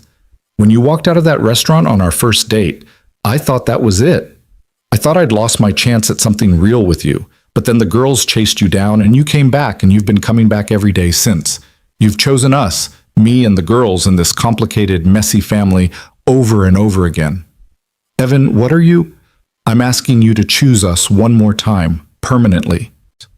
He pulled a small box from his pocket, and Lena's breath caught. "I know we've only been together for about 8 months. I know this is fast, but I also know that I've never been more certain about anything in my life. Lena Parker, will you marry me?" The world seemed to narrow to just the two of them, standing in this park as the sun set and the future hung in the balance. Lena's mind raced through 1,000 thoughts. It was too soon. They should wait. What if she screwed this up? What if... But underneath all the fear was something stronger. Certainty. Love. The bone-deep knowledge that this man and his 3 daughters were her family, her home, her future. "Yes," she said, her voice breaking. "Yes, I'll marry you." Evan's entire face transformed with joy and relief. He slipped the ring onto her finger, a simple band with 3 small stones, one for each of the girls, he explained, and pulled her into a kiss that felt like a promise and a celebration all at once. When they pulled apart, both laughing and crying, Lena realized they had an audience. Caroline and the 3 girls were standing at the edge of the park, having clearly followed them, all wearing identical expressions of gleeful triumph. "You knew," Lena said to the girls. "You all knew he was going to propose." "Obviously," Sophie said. "We helped pick out the ring." "And we've been planning the wedding for 3 weeks," Emma added. 3 weeks? He just proposed 30 seconds ago." "We were optimistic," Grace said with a shrug. "Also, you were definitely going to say yes. It was obvious." They spent the rest of the evening celebrating, Caroline breaking out champagne for the adults and sparkling cider for the girls. The girls showed Lena their wedding planning binder, because of course there was a binder. Sophie had made a binder, complete with color schemes and venue suggestions and a detailed timeline for the next year. "We thought a spring wedding would be nice," Sophie explained.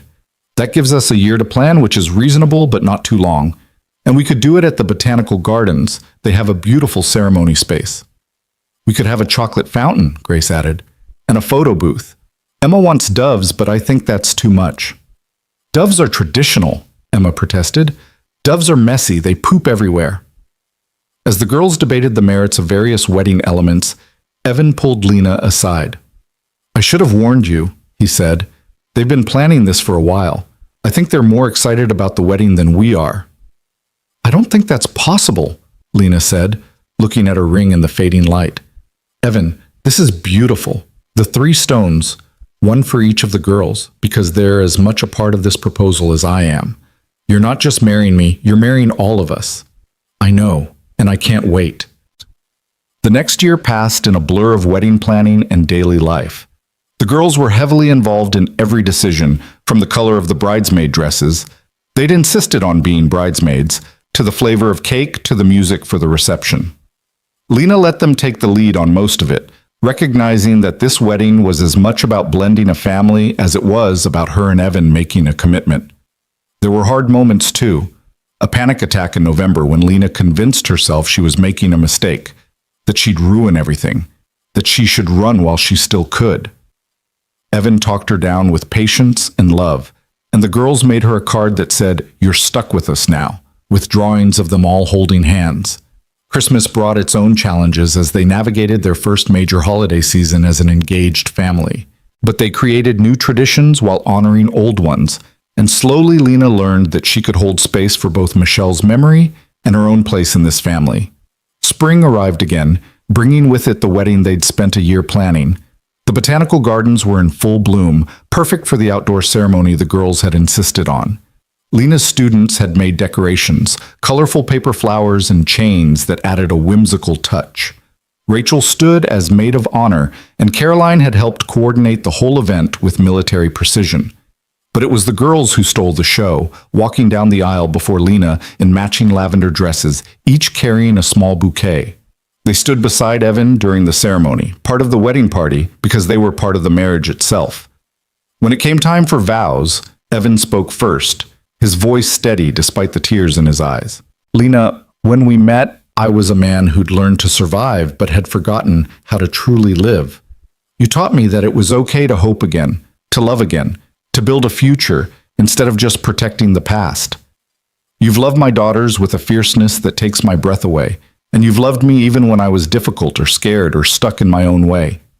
I promise to choose you every day to face our fears together instead of alone, to build a family with you that's strong enough to weather any storm. Lena had written her vows and rewritten them a dozen times, but standing there with Evan's hands in hers and the girls watching with such hope and love, she abandoned her prepared speech. I spent so many years convinced I didn't deserve this, she said, her voice breaking, convinced that being deaf made me less worthy of love, that no one would want to deal with the complications of being with me. You proved me wrong every single day. You and these three incredible girls showed me that love doesn't count the cost, doesn't measure worthiness, doesn't keep score. You just show up and choose each other over and over again. I promise to keep showing up. I promise to be brave when I'm scared, to stay when running feels safer, to love all of you with everything I have. She turned to the girls, pulling them forward. Sophie, Emma, Grace, I'm not trying to replace your mother. I could never do that. But I promise to love you as fiercely as she did, to support your dreams, to show up for every school play and science fair and art show. I promise to be someone you can count on today and always. There wasn't a dry eye in the garden. Even the officiant had to pause to collect himself before continuing with the ceremony.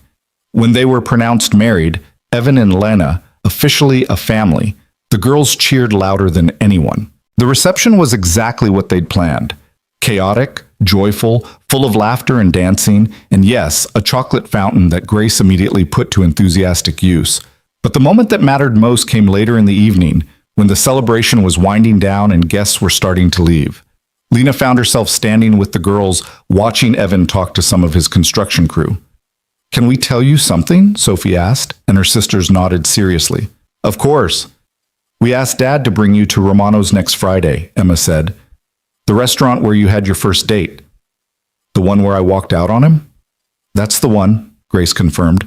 We thought you should go back. Complete the circle or whatever. That's very thoughtful, but why? Because we want you to see how far you've come, Sophie interrupted. You walked out of that restaurant because you were scared and convinced you didn't deserve to be loved. But you came back that night, and you've kept coming back every day since. We think you should see where it all started, now that you know how the story turns out. Lena's throat was too tight to speak, so she just pulled all three girls into a hug, holding them close and marveling at how these children who'd started as strangers had become her whole world.